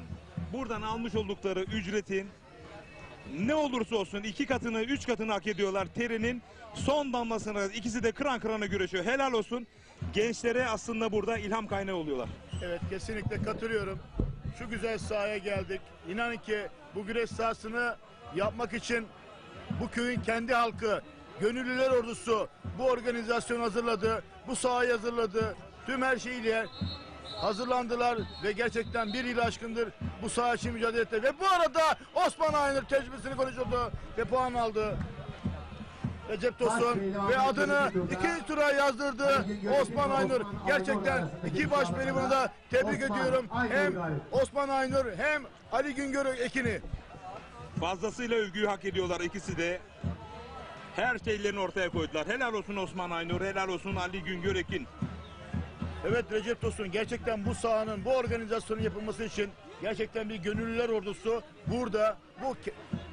Buranın halkı bu organizasyonu yapmak için kendi ceplerindeki son kuruşuna kadar harcadılar Katkı ve sağladılar, katkı hakikaten sağladılar ve bu organizasyon için her şeyini verdiler. Ben köy halkını yürekten kutluyorum. Gerçekten kolay değil bir organizasyon yapmak ve gözlerimize şahit olduk. Evet, bu arada müjdeleri arka arkaya verelim. 10 Ağustos'ta Kocaeli Karamüsel Altın Kemer Diyarlı Kocaeli Karamüsel'de büyük yağlı pehlivan güreşleri Sayın Taceddin Aslan değerli güreş ağımız himayelerinde ve Ahmet Çalır belediye başkanımız himayelerinde tertip edilecek. 11 Ağustos'ta da Samsun Vezirköprü Kunduz Er Meydanı'nda olacağız. Değerli güreş severler, biz kısa bir reklam arası, sadece 3 dakika. Daha sonra tekrar Bursa Mustafa Kemal Paşa Kabul Baba Er Meydanı'nda baş pehlivanların ikinci tur kapışmalarıyla birlikte olacağız. Bizden ayrılmayın.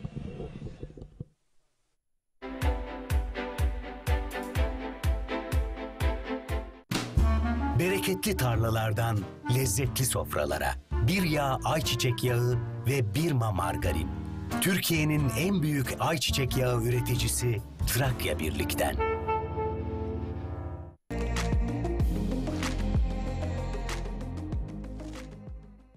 Efendim herkese merhabalar. Yine ben Emrah Binici, Ekin Grup Genel Müdürü. Şimdi bizler Gelibolu Ocaklı Köyü'ndeyiz. Şu anda burası bizim 4. projemiz. Daha yüksek ölçekte parseliniz var mı diyenler için işte sizlere müthiş bir fırsat. Ocaklı köyünde Saros Körfezi'ne sadece 1,5 kilometre mesafede, kadastro yolunun hemen dibinde ve yine ana yola yakın mesafede muhteşem konumda parseller. 534 metrekare. Evet, isteyen ileride evini yapabilir, bahçesi olabilir, otoparkı olabilir. Gerçekten çok güzel konumda, gerçekten güzel konumda dediğim gibi. Su sorununuz yok. Evet, 7 metreden sondajla suya kavuşabiliyorsunuz. Buranın geleceği ileride çok parlak değerli izleyenler. Daha önceki satmış olduğumuz projelerde alanlar hep kazandı. Bizler de kazandırmaya devam ediyoruz. Ekin TV güvencesiyle Ekin Gayrimenkul olarak Ocaklı köyündeyiz, Gelibolu'dayız.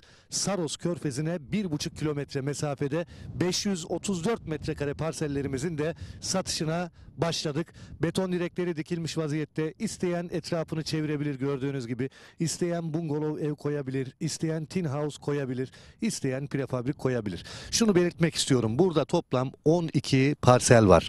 Tamamı 534 metrekare. Her bir parsel 534 metrekare. Önce tapunuzu alıyorsunuz, sonra ödemenizi yapıyorsunuz. Evet, kısmi vade seçeneğimiz var. Bunu da hemen açıklamak istiyorum. Emsalleri 1 milyon. Bakın buradaki değerler. Özellikle Güneyli sınırdayız biz. Güneyli'ye sınır parsellerimiz. Hemen yanı başında imarlı ifrazlı arsa vasfında yerler var. Güneyli'ye sınır. Güneyli'de metrekaresi 5.000-6.000 liradan satılırken bizler Güneyli'ye sınır olan bölgede Ekin TV izleyenlerine müthiş bir kampanyayı yeniden başlattık. 12 parsel var. Geç kalmadan sizler de yerinizi ayırttırın. Vereceğim telefon numarasını, ekran altındaki numarayı arayarak hangi gün müsaitseniz bize söylemeniz yeterli.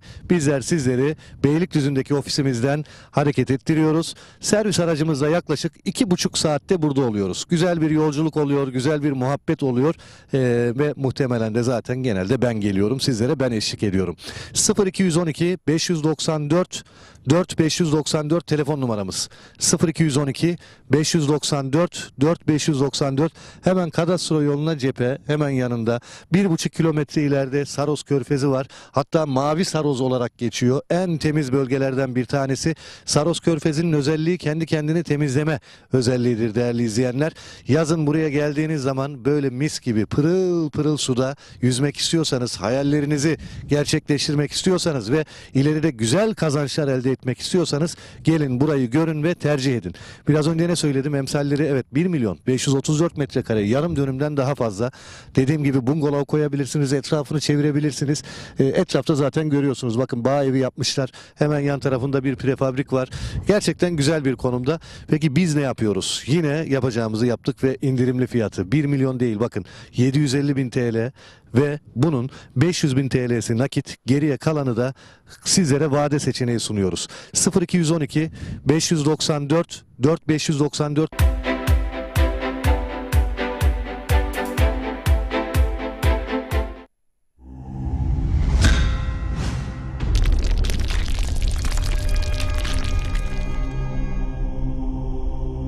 Bizi izlemeye devam edin.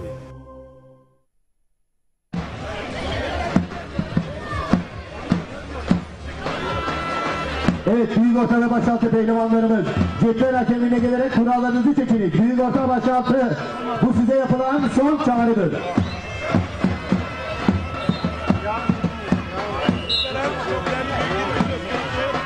Onları da peyderpeyi canlı yayınımıza alacağız. Çünkü söylemiş olduğumuz gibi bu organizasyonlar hiç de kolay yapılmıyor ama gönüllü 3-5 gönüllü neferle bugünlere gelindi. Muazzam bir organizasyon söz konusu. Pay sahibi olanları ekranlara getireceğiz. Onlara mikrofonlarımızı uzatacağız. Şu anda alt boylarda kıran kırana mücadeleler devam etmekte. Değerli yönetmenime rica edeceğim. Eğer birkaç güreş ekranlara getirebilirsek onlar da geleceğin birer baş pehlivanları. Şener Sar. Evet, gerçekten alt boylardaki pehlivanlarımız geleceğin şampiyonları. Tabii ki onlar da abileri gibi büyük boylarda, büyük orta başaltı. Evet. Suat Süren. Bir konuğum olacak değerli yönetmenim. Röportaj hazırlığındayız. Hakemine gelerek kurallarınızı çekiniz.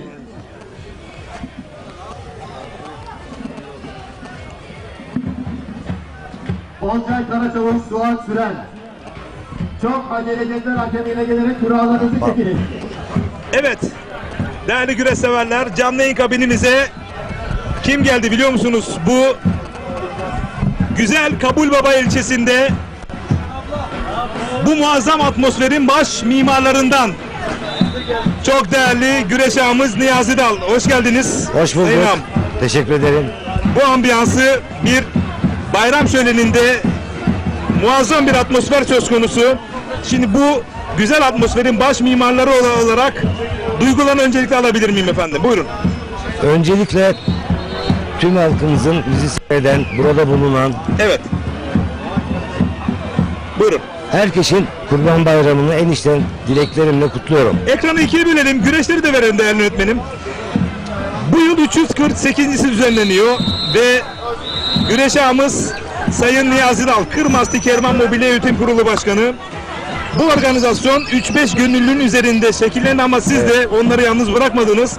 Evet. Bu doğrultuda bu sinerji birlikteliğini nasıl tanımlar ekranları başında güreş severleri Sayın Niyazi Dal efendim?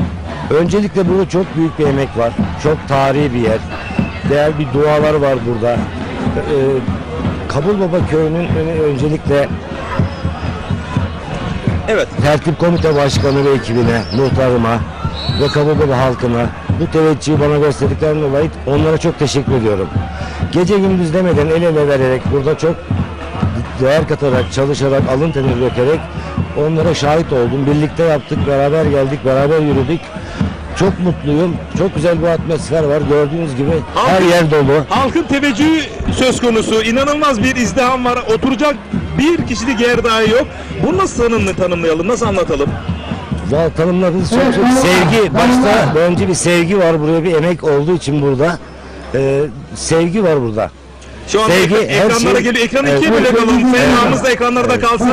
Değerli yönetmenim, bu organizasyonlar kolay yapılmıyor. Evet. Şimdi Sayın Hüseyin Tokat olsun, Erhan Toy olsun, burada çok gönüllü insanlar var. Hatta dün akşam bir abimizle oturduk. Kendisi ameliyat olmuş ama Hasan abimiz kendisine sondan takılı olmasına rağmen traktörle burada odun kesene odun taşımış. Buraya karınca katkı sağlamak adına. Bunu nasıl tanımlayalım? Aynen bunlara şahitim zaten. Bunun bence tek sebebi budur. Onlar alın teri döktüler. Hafta sonları gece gündüz demeden 2 ay boyunca emek harcadılar. Çalıştılar. Orman kestiler, ağaç soydular, tomruk soydular, sattılar, emek verdiler. Bu sevginin, alın terin, fedakarlığın karşılığıdır bu. Güzel bir atmosfer. Ben çok duygulanıyorum. Teşekkür ediyorum tüm gelenlere. Şu anda da güreş severler de ekranlarda. Şimdi burada değerli güreş severler herhangi bir büyük böyle kuruluşların ya da işte böyle büyük şeylerin çok büyük katkısı olan bir organizasyon değil bu. Tamamen bu bölgenin öz evlatları, iş adamları bir araya geldiler ve Yusufcan Sevmek gibi, Cengiz Han Şimşek gibi, Serdar Yıldırım gibi birçok yıldız isimlerini buraya getirdiler ama buradaki her güreş sever Kırkpınar'a gelemiyor. Böyle bir durum da söz konusu. Bu birliktelikte kimler destek verdi Sayın Niyazi Dal? Sizin dışınızda siz gerçekten çok büyük bir katkı sağladınız ama sizin dışında isimler var mı? Var, çok var. Buyurun. Kemal Paşalı'na çok teşekkür ediyorum. Şimdi aslında isimler çok fazla burada ekranlarda afişlerde gördüğünüz gibi tüm esnafımız canı gövden destek verdiler. Hepsini kutluyorum, hepsini tebrik ediyorum. Bu organizasyonda son olarak baş pehlivanı kura çekimi var. Kırmasti AVM Yönetim Kurulu Başkanı olarak Sayın Niyazi Dal olarak bu güreşlerin ağası olarak son sözleri nelerdir? Ekranları başında güreş severlere neler seslenmek istersiniz? Güreş özelinde. Bu atasporumuza sahip çıkmalıyız ve çıkıyorlar da bu birlik, bu beraberlik daim olmasını diliyorum. Az sonra da zaten 349. ağalık ihalesi yapılacak. Ben de katılacağım. Bakalım kısmet. İnşallah devam etmek istiyorum. Çekilsem bile her zaman burada olacağım. Harika. Ekranlarda da rakam da söyleyeceğim. Harika. Şimdi de utanıyorum. İnşallah Estağfurullah. hep beraber. Ama bir şey daha ekleyebilir miyim? Ömer Dal, mahkumunuz hakikaten o da dün gece yarına kadar buradaydı ve değerli güreş severler her ayrıntıyı burada gözden geçirdi ve içi sindi o şekilde ayrıldı buradan. Ömer Dal'a da ayrıca teşekkür ederim camiam adına.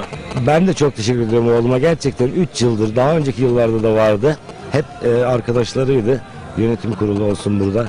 Canı gönülden çalıştı. Gece gündüz çalıştı. Onunla gurur duyuyorum bir baba olarak ve evladımı da tebrik ediyorum. Teşekkür ederim ona. Ben teşekkür ederim Sayın Niyazi Dal size camiamız adına, çünkü burada çok ciddi ve büyük bir katkı ortaya koyuyorsunuz. Gönülden teşekkürler. İyi ki Ben varsınız. teşekkür ediyorum. Var olasınız. Hoşça kalın. 349. Bu etkinliklerde buluşmak üzere herkesi saygıyla selamlıyorum. Evet değerli güreş severler, canlı yayın konuğumuz bu muazzam atmosferin baş mimarlarından Kırmaz AVM Yönetim Kurulu Başkanımız çok değerli Sayın Niyazi Dağlı. Bu güreşe omuz vermeliyiz, destek vermeliyiz mesajını verdi. İnşallah bu yılda ağlı alacağım dedi ama oğlu Mahtumu Ömer Dal inanın sizden sonra bu güreşleri omuzlayacak ve destekte bulunacak. Gönülden teşekkür ediyorum ve kendisini protokoldeki yerine uğurluyoruz. Teşekkür ederim. Çıkarıyorum mu? Evet. Tamam.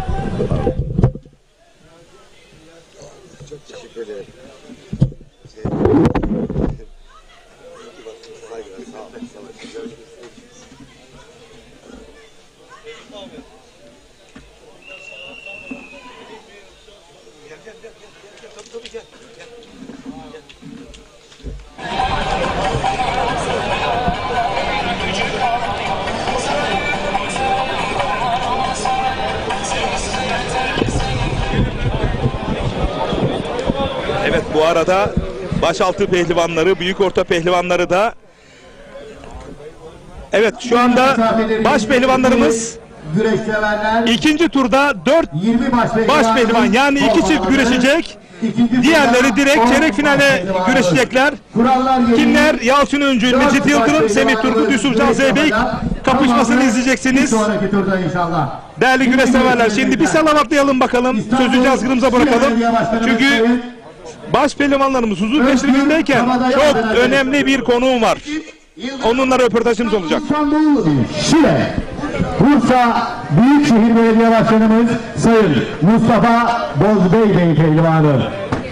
Bugün meydanımızda Sokluoğlu Yağlı Pehlivan güreşleri göreceğimiz. Zemine Hanımefendi Yardımcı Kurulu Başkanı Sayın Bilgi Acar adına güreş yapıyor. Yalçın Öncül, Bursa.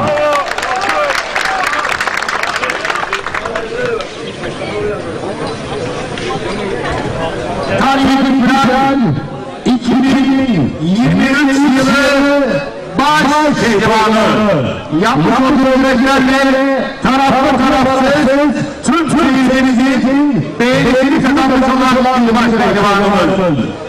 Antalya Sirkinalı Pehlivan güreşleri güreş ağımız. Veli Demir Otomotiv, Veli Demir Firmaları Yönetim Kurulu Başkanı Sayın Veli Demir adına güreş yapıyor. Yusufcan Zeybek, Antalya Duayenler.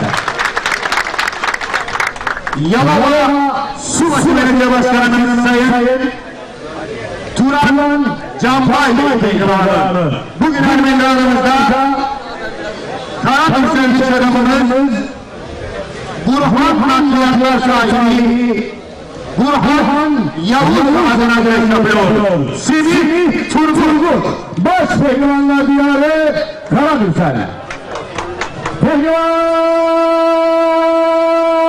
Pehlivan çıkınca meydana ortalık mümin, kayar ve hasbının altında zemin.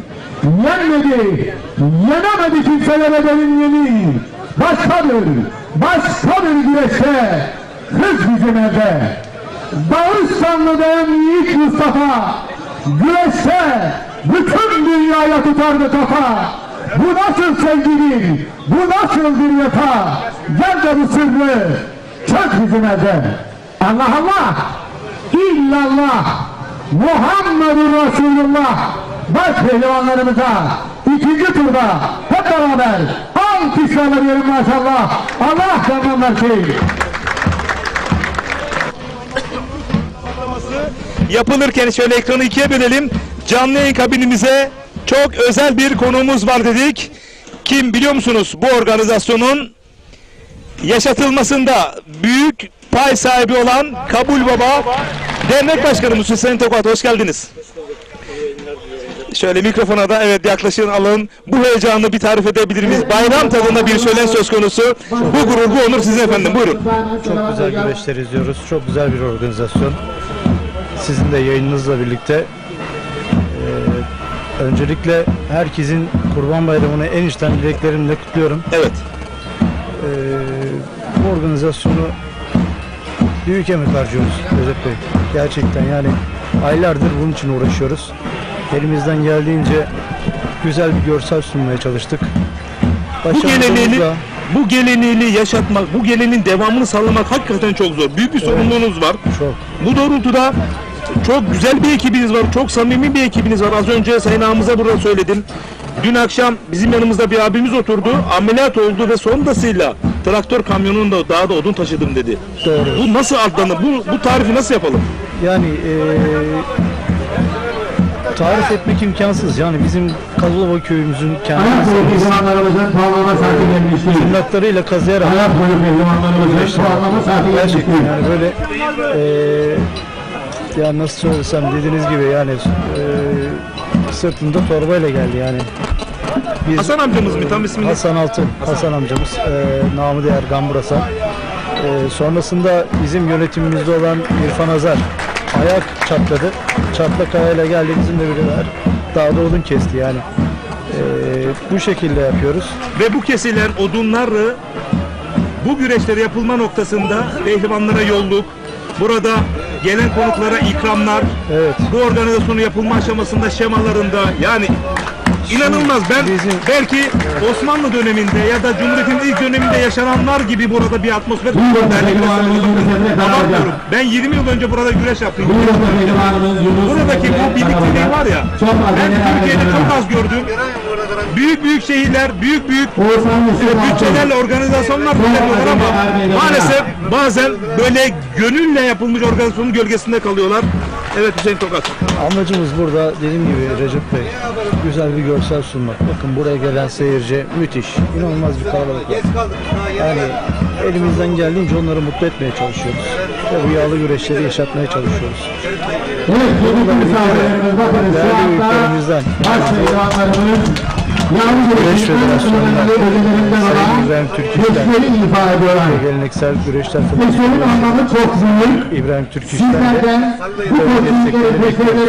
yani bu güreşleri bize biraz destek olmaları gerekiyor. Destek olan büyüklerimiz de var. Sayın Niyazi Dağ gibi. Onlara da birkaç isimleri burada zikredebilir miyiz?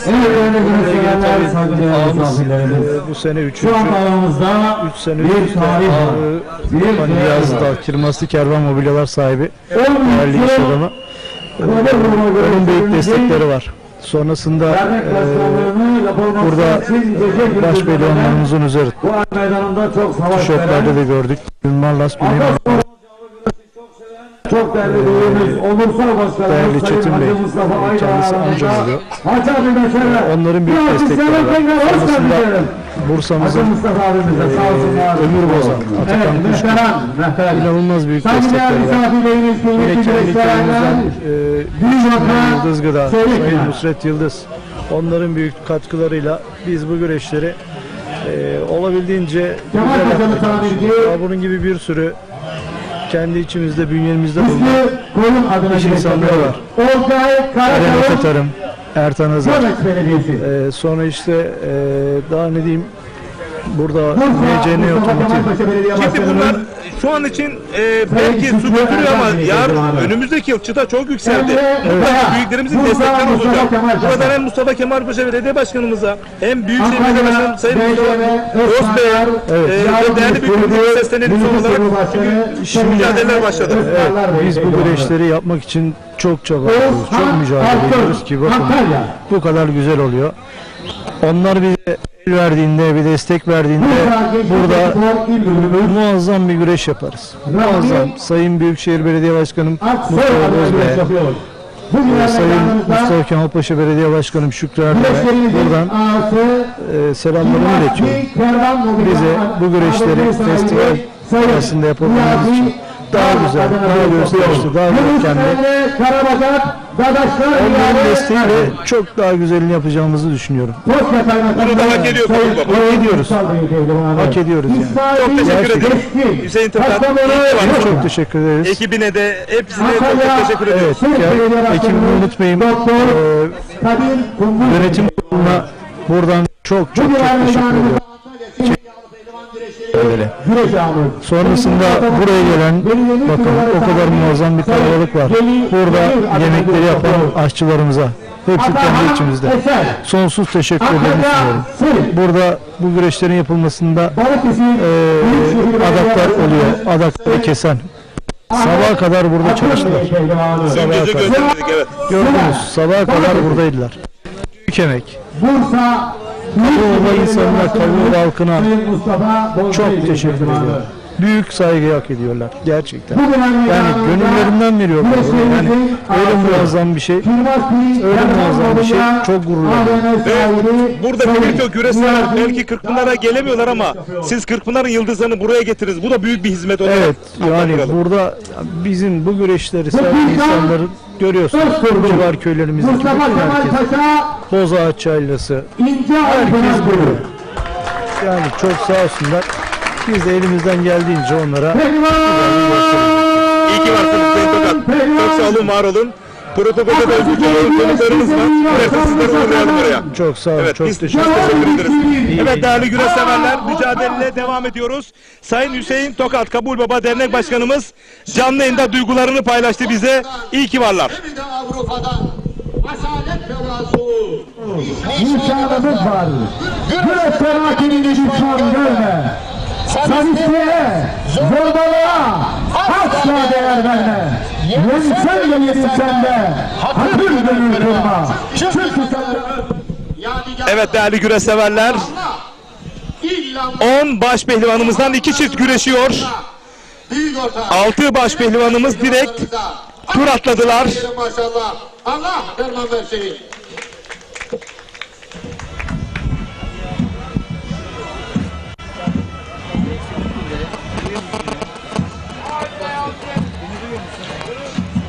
Deste küçük, deste orta ve deste büyük boy pehlivanlarımız her meydanında yerlerinizi alınız.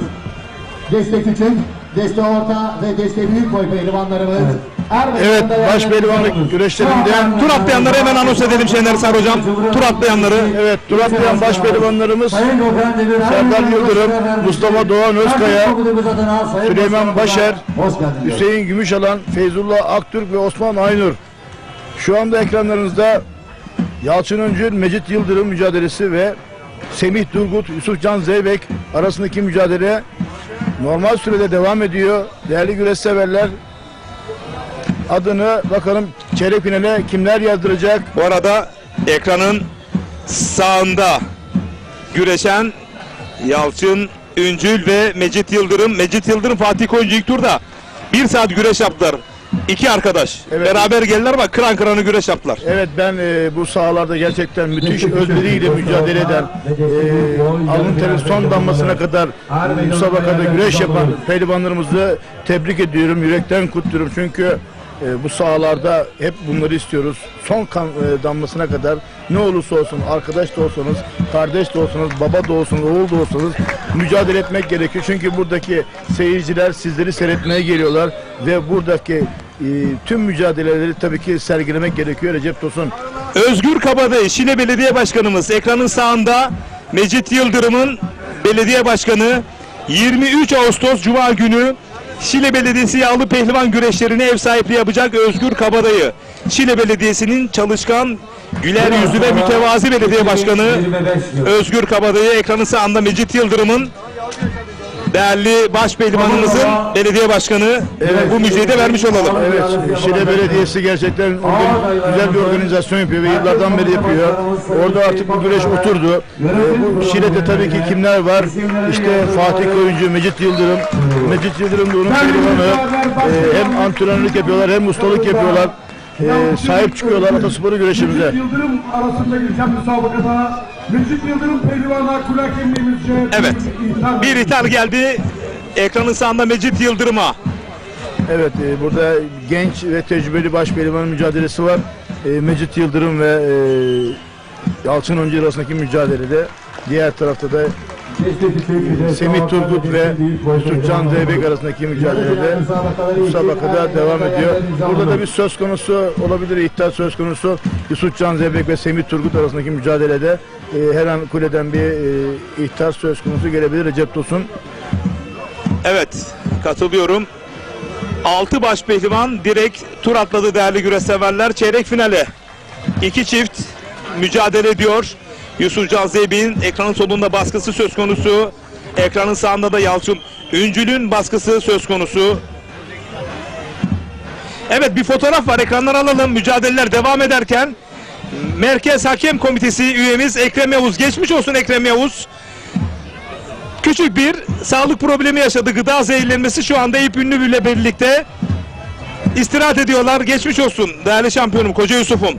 Evet, geçmiş olsun diliyoruz. Bir gıda zehirlenmesi oldu. Ekrem Yavuz MHK üyemiz ve kule hakemimiz Eyüp Ünlü şu anda Mustafa Kemal Paşa Devlet Hastanesi'nde serum tedavisi görüyorlar. Geçmiş olsun diliyoruz. Tabii ki onların yerine şu anda kulede eski başpehlivanımız, ustamız, eski MHK üyesi Kırkpınar Başpehlivanı Sabri İçer görev yapıyor. Yardımcı oluyor, yine Metin Kılıç cetvel hakemi yardımcı oluyor. Ellerinden şu ana kadar herhangi bir sıkıntı olmadı. Ne kulede ne çayırda hakemlerimiz bitmez. Ne çayırda pehlivanlarımız bitmez. Seyircilerimiz bitmez.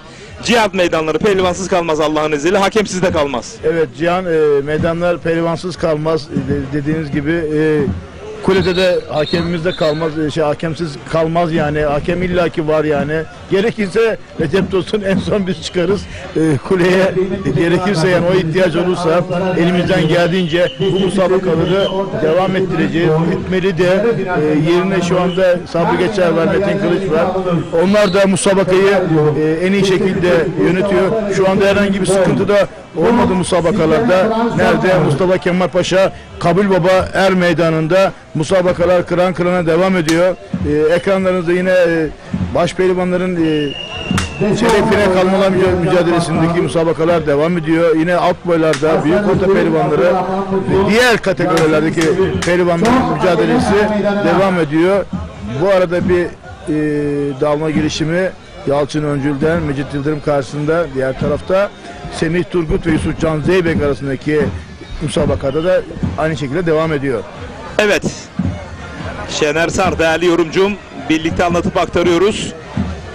Bu cumartesi pazar, cuma günü başlıyor. Seka Park Yağlı Pehlivan Güreşleri sporun başkenti Kocaeli'de. Kocaeli Büyükşehir Belediye Başkanımız Sayın Tahir Büyükakın himayelerinde tertip edilecek ve yine Türkiye Geleneksel Güreşler Federasyonu Başkanımız Sayın İbrahim Türkiş beraber ortaklığıyla CV Enerji Yağlı Güreş Ligi'nin 3. etapında birlikte olacağız.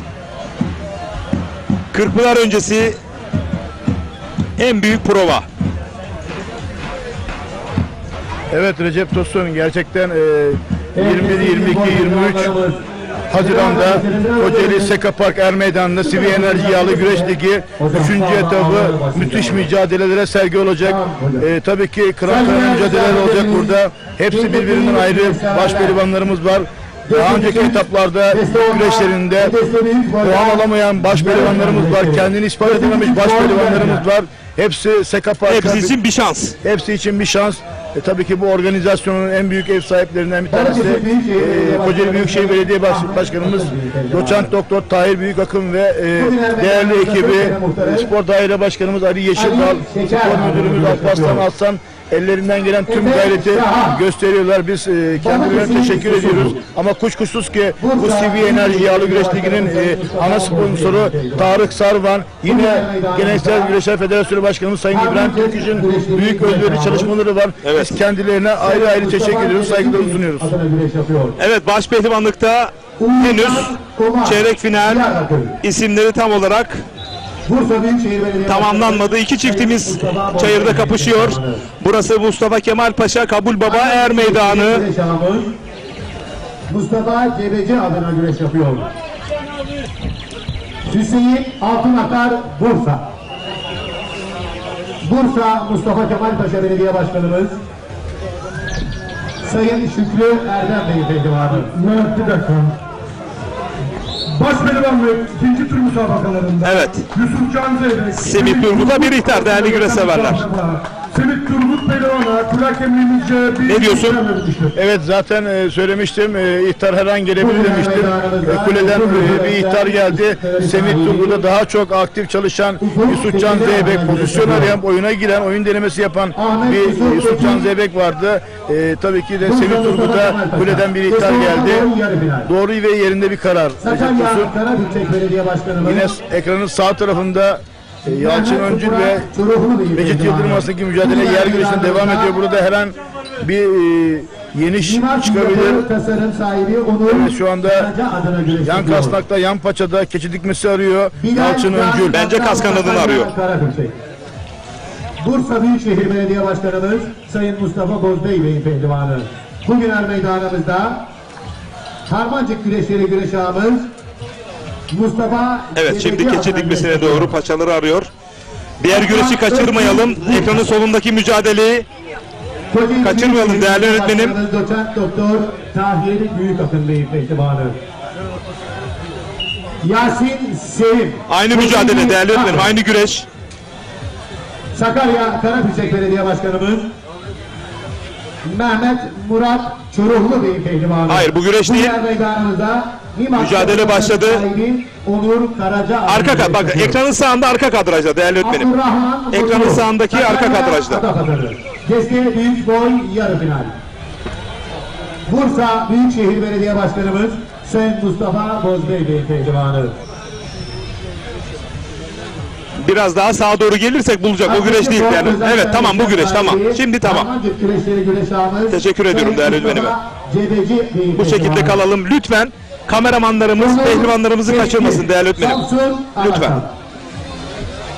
Bu arada Yalçın Öncül ile Mecit Yıldırım arasından ters bir hareket geldi. Alnına geldi sanırım. Orada Muhammed Faruk Gökçe Kocaeli. sakatlanma söz konusu. Kocaeli Büyükşehir Belediye Başkanımız Doçent Doktor Tahir Büyükakın Bey'in pehlivanı. Berkay Ok, Kocaeli. Bursa Büyükşehir Belediye Başkanımız Sayın Mustafa Yusuf Can Zeybek'in baskısı devam ediyor. Birazdan sanırım Bursa Harmancık güreşleri güreş ağamız yaklaşık 5 dakika sonra bir puanlama anonsu gelebilir mi? Benim kronometreme göre biraz yaklaştı sanki. Evet. Puanlama söz konusu olabilir çünkü Allah bayağı bir ilerledi. İllallah Her an anons gelebilir. Muhammedur Resulullah. Güreşin kalbi Ekin Türk TV ekranlarındasınız. Değerli güreş severler. Bakalım Mecit Yıldırım devam edebilecek mi? Benim tanıdığım Mecit Yıldırım devam eder. Değerli güreş severler, saygıdeğer misafirlerimiz, davulcular 2025 yılı Kabulbaba Yağlı Pehlivan güreşlerinin ağırlık ihalesi başlamak üzeredir. Adayı varsa tertip komite başkanımız Sayın Hüseyin Tokat Bey ve yönetim kuruluna isimleri yazdırmaları önemli rica olunur. Evet. Yusuf Can Zeybek'in baskısı devam ediyor. Adayı varsa tekrar tertip komite başkanımız Sayın Hüseyin Tokat'a yazdırmaları önemli rica olunur. Evet, güreşlerimizin güreş ağası. Ekranın solunda Yalçın Öncül baskı uyguluyor Mecit Yıldırım'a. Başkanı, iş adamı Sayın Niyazi Dağ alkışlarla ağırlık ihalesi için davetini arz ediyorum. Ve yine bu güreşlerin yapılmasında maddi manevi çok büyük emeği olan, hiçbir fedakarlık Bu arada başaltı pehlivanı Aykut Işık, muhterem hanımefendi, annesi ve babası Lütfü ve Necla Işık iyi yayınlar diliyor. Evet, biz de Lütfü abimize kucak dolusu selamlar. Ailesine de Kurban Bayramı mübarek olsun diyoruz. Necla ablamız da sadece oğluna değil tüm pehlivan kardeşlerime, evlatlarıma başarı dileklerinde bulunuyorum demiş. Teşekkür ediyoruz. Soğuklu Mehmet Pehlivan, Yağlı Pehlivan güreşleri güreş ağası. Zeman Metal Yönetim Kurulu Başkanı, iş adamı Osman bir dakika. Sayın Sekreter'e davetini arz edelim. Başpehlivanlık ikinci tur müsabakalarında Evet. Yusuf Can Zeybek ve Semih Turgut'a Turgut arasında geçen müsabakada kule hakemliğimiz Semih Turgut'a ikinci ihtarı vermiştir. Ve yine ilk turu tarım ve hayvancılık adına Sayın Fırat Yıldız Bey davetini arz ediyorum. Başpehlivanlık Evet. müsabakalarında Mecit Yıldırım ve Yalçın Dörpçül arasında geçen müsabakada Mecit Yıldırım pehlivanlığa kule kendimizce ikinci ihtar verilmiştir. Şimdi Türkiye'nin her yerinde Evet, iki ihtarları var. Hem Semih Turgut'un hem de Mecit Yıldırım'ın. Bu arada çok değerli bir büyüğümden mesaj geldi.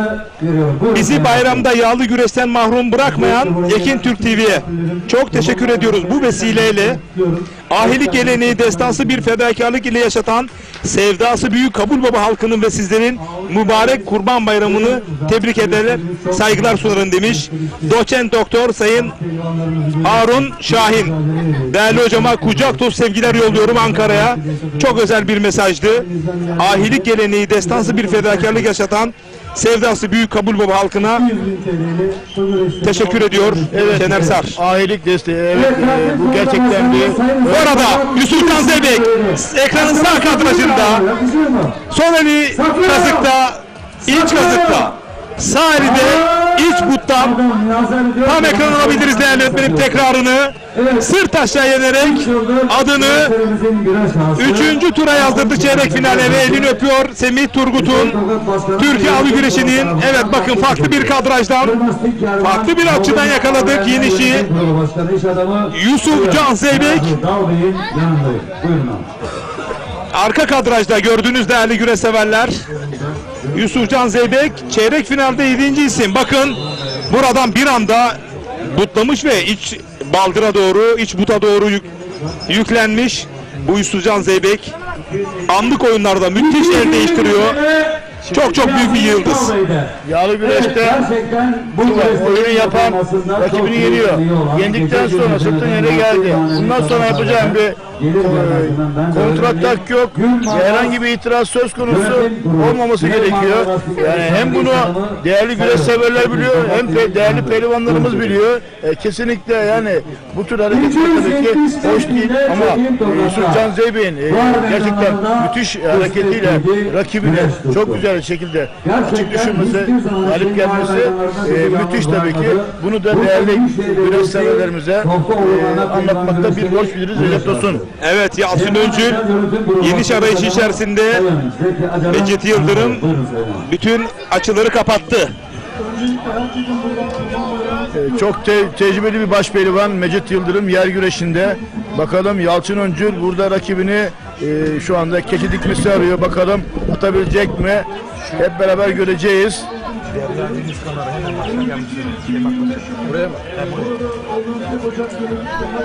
Her an burada bir yeniş söz konusu olabilir Recep Tosun.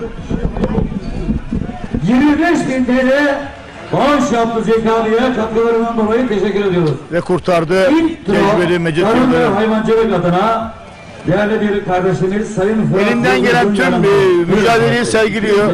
Kanının son damlasına bir kol sarması denemesi. Bir kol sarması denemesi ve kol sarmasıyla evet.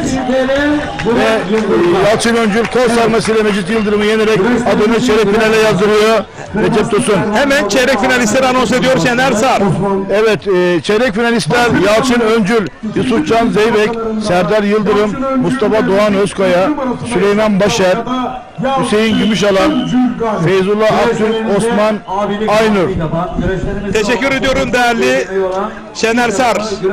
Sayın Niyazi Dalday'ın yanındayım. Buyurun Niyazi abi. 350 bin Niyazi Dalda ve yine Gülay Marmara lastiklerin sahibi, güreşlerimizin olmasında maddi manevi çok büyük emeği olan Sayın. Evet, başpehlivanlar birazdan çeyrek final kurallarını çekecekler. 365.000 TL çekim Tokat'ta. Zeki Acar abimiz 25.000 TL özel teberrüde bulundu. Onu da teyit geçiyorum. Yine intro tarım ve hayvancılık adına Fırat Yıldız'ın yanındayız. Canlı yayın konuğumuz söz konusu. Siz tribünleri şu anda takip ederken Canlı yayın kabinimize çok özel bir konuğumuz geldi. Başpehlivanların çeyrek final kuralları çekilmeden önce Bursa Mustafa Kemal Paşa Belediye Başkanımızın başkan vekilimiz Sayın Derya Deniz Kanar. Hoş geldiniz Sayın Başkanım. Hoş bulduk. Nasılsınız, iyi misiniz? Teşekkür ederiz. Şöyle mikrofonu da yanımıza biraz da yanaşabilir miyiz değerli başkan vekilim? Tekrar hoş geldiniz. Kabul Baba Yer Meydanı'ndayız. Bir bayram tadında, bayram şöleninde kıran kırnanı güreşleri var. Öncelikle bayram özelinde ve güreş severler nezdinde neler söylemek istiyorsunuz? Güreş camiasının Ramazan Kurban Bayramı'nı kutluyorum. Kestikleri kurbanlarının Allah kabul etsin. Amin. Amin başkanım. Biz de bugün kurbanımızı kestik. Aleltece koşa koşa geldik güreşlere. Ben eskiden kısa bir süre güreş de yapmıştım. İşte eski bir pehlivan başkan vekilimiz. Evet. Çok az bir süre. Bizim o zaman şey vardı. Ömer Sakızcı vardı babamın arkadaşı. O bize biraz güreşi sevdirmişti. Reşit abi var, Reşit Karabacak. O da bizim Allah rahmet eylesin. Mekanı cennet olsun. Mekanı cennet olsun. Nur içinde yatsın kendisi. O da bizi çocukken böyle omzumuza sıkardı, el ense çekerdi falan. Güreş aşkı oradan gelmekte. Oradan bir güreş aşkımız var. Bugün de geldi, çok güzel bir organizasyon. Vallahi çok mutlu oldum. Yani karınca kararınca 3-5 gönüllü kahramanın bu muazzam atmosfere pay sahibi olması özelinde neler söylersiniz? Tebrik ediyorum. Organizasyonu yapan muhtarım, dernek başkanları, Erhan kardeşim var. Gecesini gündüzüne kattı bu organizasyonlar için. Biz de belediye olarak elimizden geldiğince karınca kararınca. Gerek lojistik destek olsun, gerek yakınlığınız hep sizle beraberler zaten. Hep beraberiz. Beraber hareket ediyoruz. Sağ olsunlar geldiler. Gönül vermişler bu işe. Onlar gönül verince biz de bu isteği, arzuyu görünce biz de elimizden geldiğince yardımcı olmak biz de mutlu ediyoruz. İmkanlarımız çerçevesinde daha da iyi, daha da fazla yardımcı olmaya çalışacağız. Kabul Baba'yı seviyoruz, güreşleri seviyoruz. Herkese hayırlı uğurlu olsun diyelim güreş. Evet, ağırlık da şu anda bitti. Kaça gitti ben yapamadım. Çok da aslında fiyat önemli değil biliyor musunuz? Evet. Burada bu gönüllü ortaya koymak. Kırmasti AVM Yönetim Kurulu Başkanı Sayın Niyazi Dal tekrardan ağamız. Evet. Hayırlısı olsun. Güreş aşkı bunu tanımlamak, maddi ölçülerde sınırlamak bu er meydanlarında olmuyor. Burada tamamen gönüllü esas dayalı. Kırkpınar'ın Sayın Seyret Selim, Kırkpınar'da 15 yıldır damgasını vurdu. Evet. Ekranlara gelebilir değerli yönetmenim. Şimdi Sayın Bursa Mustafa Kemal Paşa Belediye Başkanı Şükrü Erdem eski bir spor bakanımız. Bunun avantajlarını Kemal Paşa Bey bu bölgeye hissedecek efendim. Şimdi kendisi de bu sporu zaten kendisi de çok seviyor. Spor Bakanlığı'nda da destekleri oldu Kabul Baba'ya. Spor zaten Türkiye biliyor bakanımız. Evet. Kemal Paşa'ya yaptığı hizmeti.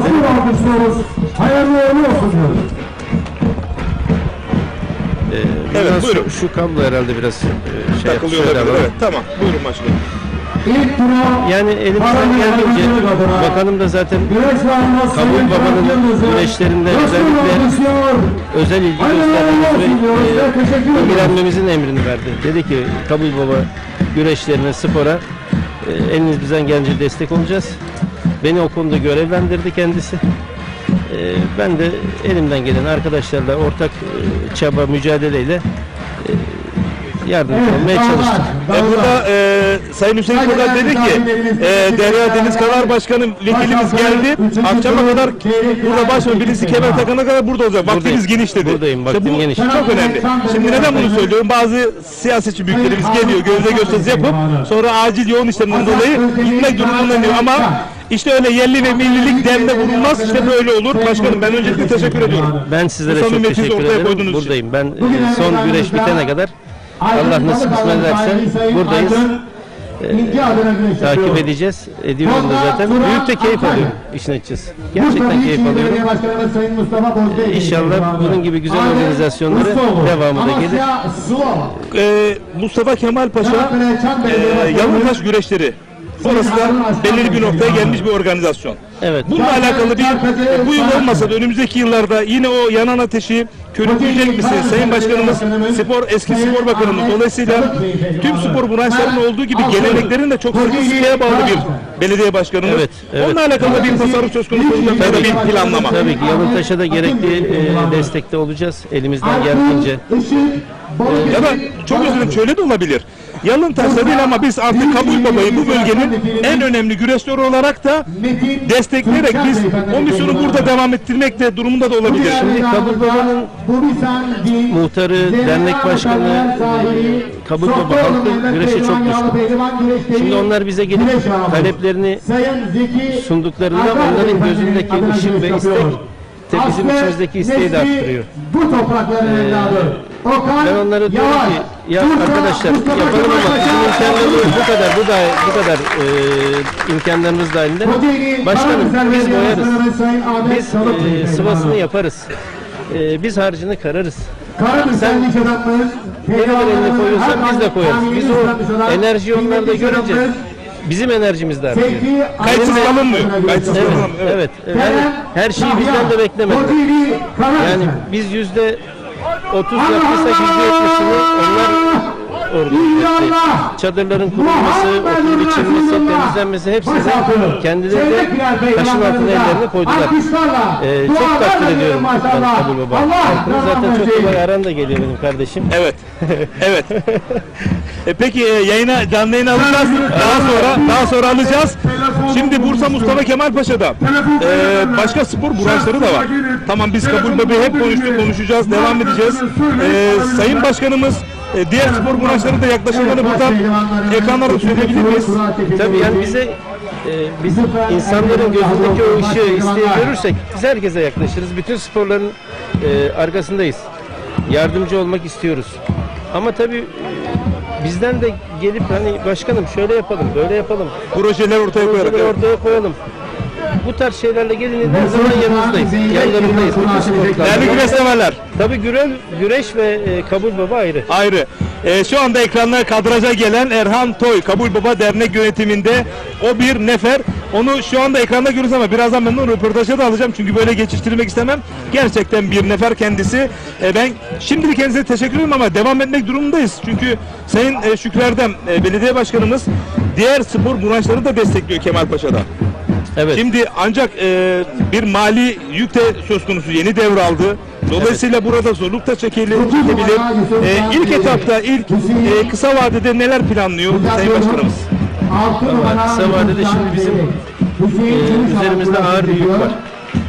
Belediyenin mali yönden.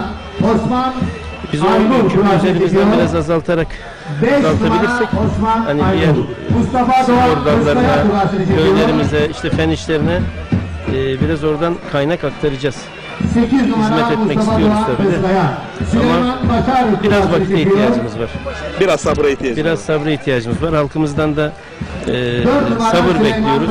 Biz de hizmet için geldik. Hizmet yapmak istiyoruz. Allah utandırmasın. Allah bizi mahcup etmesin halkımıza karşı. İnşallah biz bunları aşacağız. Bakanım da bizim arkamızda. Biz de onun neferleriyiz.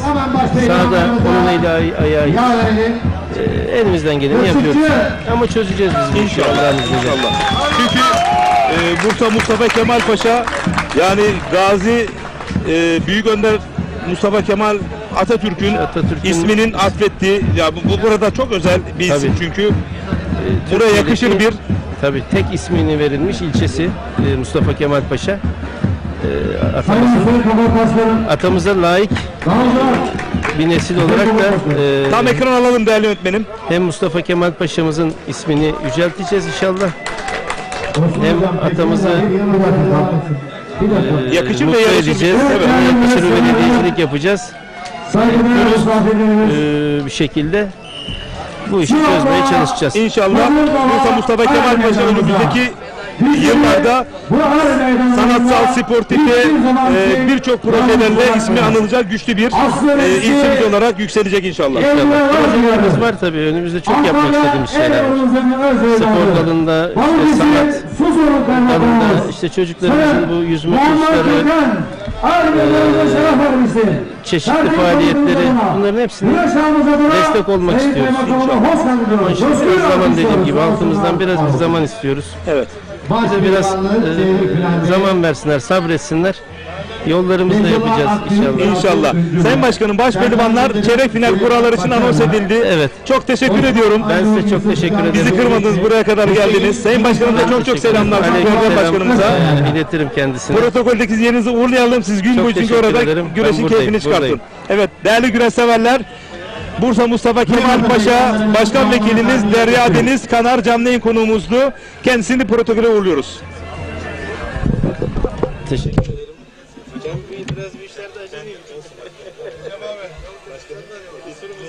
Değerli güreşçiler, şu anda Kabulbaba Er Meydanımı'da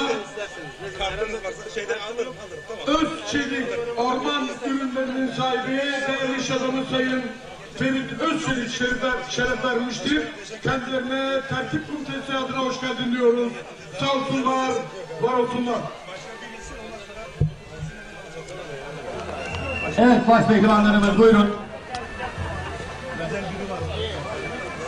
Evet değerli güreş severler, baş pehlivanlık kuralları çekildi. Çeyrek final kuralları Feyzullah Aktürk Yalçın Öncül ile Serdar Yıldırım Süleyman Başar ile Osman Aynur Yusuf Can Zeybek ile Hüseyin Gümüşalan Mustafa Doğan Özköy ile eşleştiren çeyrek final mücadeleleri Kabulbaba güreşlerinde Pehlivanlık çeyrek final. Öncelikli olarak siz kıymetli misafirlerimizden bu 8 tane yiğit Türk aslanına şöyle bir moral alkış istirham ediyoruz. Alkışlar sizlerden, güreşler baş pehlivanlarımızdan inşallah. Bursa Büyükşehir Belediye Başkanımız Sayın Mustafa Bozbey Bey pehlivanı. Bugün her meydanımızda Sokol Yağlı Pehlivan güreşleri güreş ağamız. YM Metal Yönetim Kurulu Başkanı Sayın Zeki Acar Beyefendi adına güreş yapıyor. Yalçın Öncül, Bursa. Değerli güreş severler, 3 defa Avrupa şampiyon oldu. Ardından dünya üçüncüsü oldu. Yağlı güreşte de adeta fırtına gibi esiyor. Akhisar Belediye Başkanımız Manisa Akhisarlı milli güreşçi Feyzullah Aktürk, alkışlıyoruz şampiyonumuzu. Akyazı Belediye Başkanımız Sayın Bilal Soykan Bey pehlivanı. Bugün her meydanımızda Antalya Şehit Yağlı Pehlivan güreşleri güreş ağamız. Veli Demir Otomotiv Belediye Filoları Yönetim Kurulu Başkanı Sayın Veli Demir adına güreş yapıyor. Serdar Yıldırım, Sakarya Karapürçek. Balıkesir Büyükşehir Belediye Başkanımız Sayın Ahmet Akın adına güreş yapıyor. Süleyman Başar, Manisa Akhisar Selçuklu. Tarih Kırkpınar'ın 2006 yılı baş pehlivan birincisi. Antalya Büyükşehir Belediye Başkanımız Sayın Muhittin Böcek Başkanımızın pehlivanı. Ford dizi sarımlarının sahibi iş adamı Sayın Süleyman Alkan adına güreş yapıyor. Osman Aynur Çelik, Antalya. Tarihi Kırkpınar 2023 yılı Cumhuriyetimizin 100. yılı baş pehlivanı. Antalya Şerik Yağlı Pehlivan güreşleri güreş ağamız. Veli Demir Otomotiv Veli Demir Filoları Yönetim Kurulu Başkanı Sayın Veli Demir adına güreş yapıyor. Yapmış olduğu güreşlerle taraflı tarafsız tüm seyircimizin beğenisini kazanmış olan bir baş pehlivanımız. Cumhuriyetimizin 100. yılı baş pehlivanı Yusuf Can Zeybek, Antalya Dualle. Bilal. Antalya Büyükşehir Belediye Başkanımız Sayın Muhittin Böcekbey Pehlivanı. Mustafa Doğan Özkaya. Çorum Mecitüzü. Değerli güreşseverler, Kocaeli Büyükşehir Belediye Başkanımız Sayın Doçent Doktor Tahir Büyük Akın adına güreş yapıyor. Allah nasip ederse tüm güreşseverleri Sivri Enerji Yağlı Güreş'teki 3. etabı Seka Park Er Meydanı'na tüm güreşseverleri davet ediyorum diyor. Abdülkemerli Baş Pehlivanlar Diyarı Karamürselli Hüseyin Gümüşalan Karamürsel. Orada yakın olacaklar benim için. Pehlivan Türk'ün kuvvetini, Türk'ün gücünü onurla, gururla taşıyan şandır pehlivan. Belinde altın kemerini, başında tacını dünyaya, cihana tanıtan candır pehlivan. Pirimiz Hazreti Hamda'nın aşkını hak için yapar meydanda güreşini. Kolunda kuvveti, imanından kurar köşkünü. Yaralara doğru, hakka doğru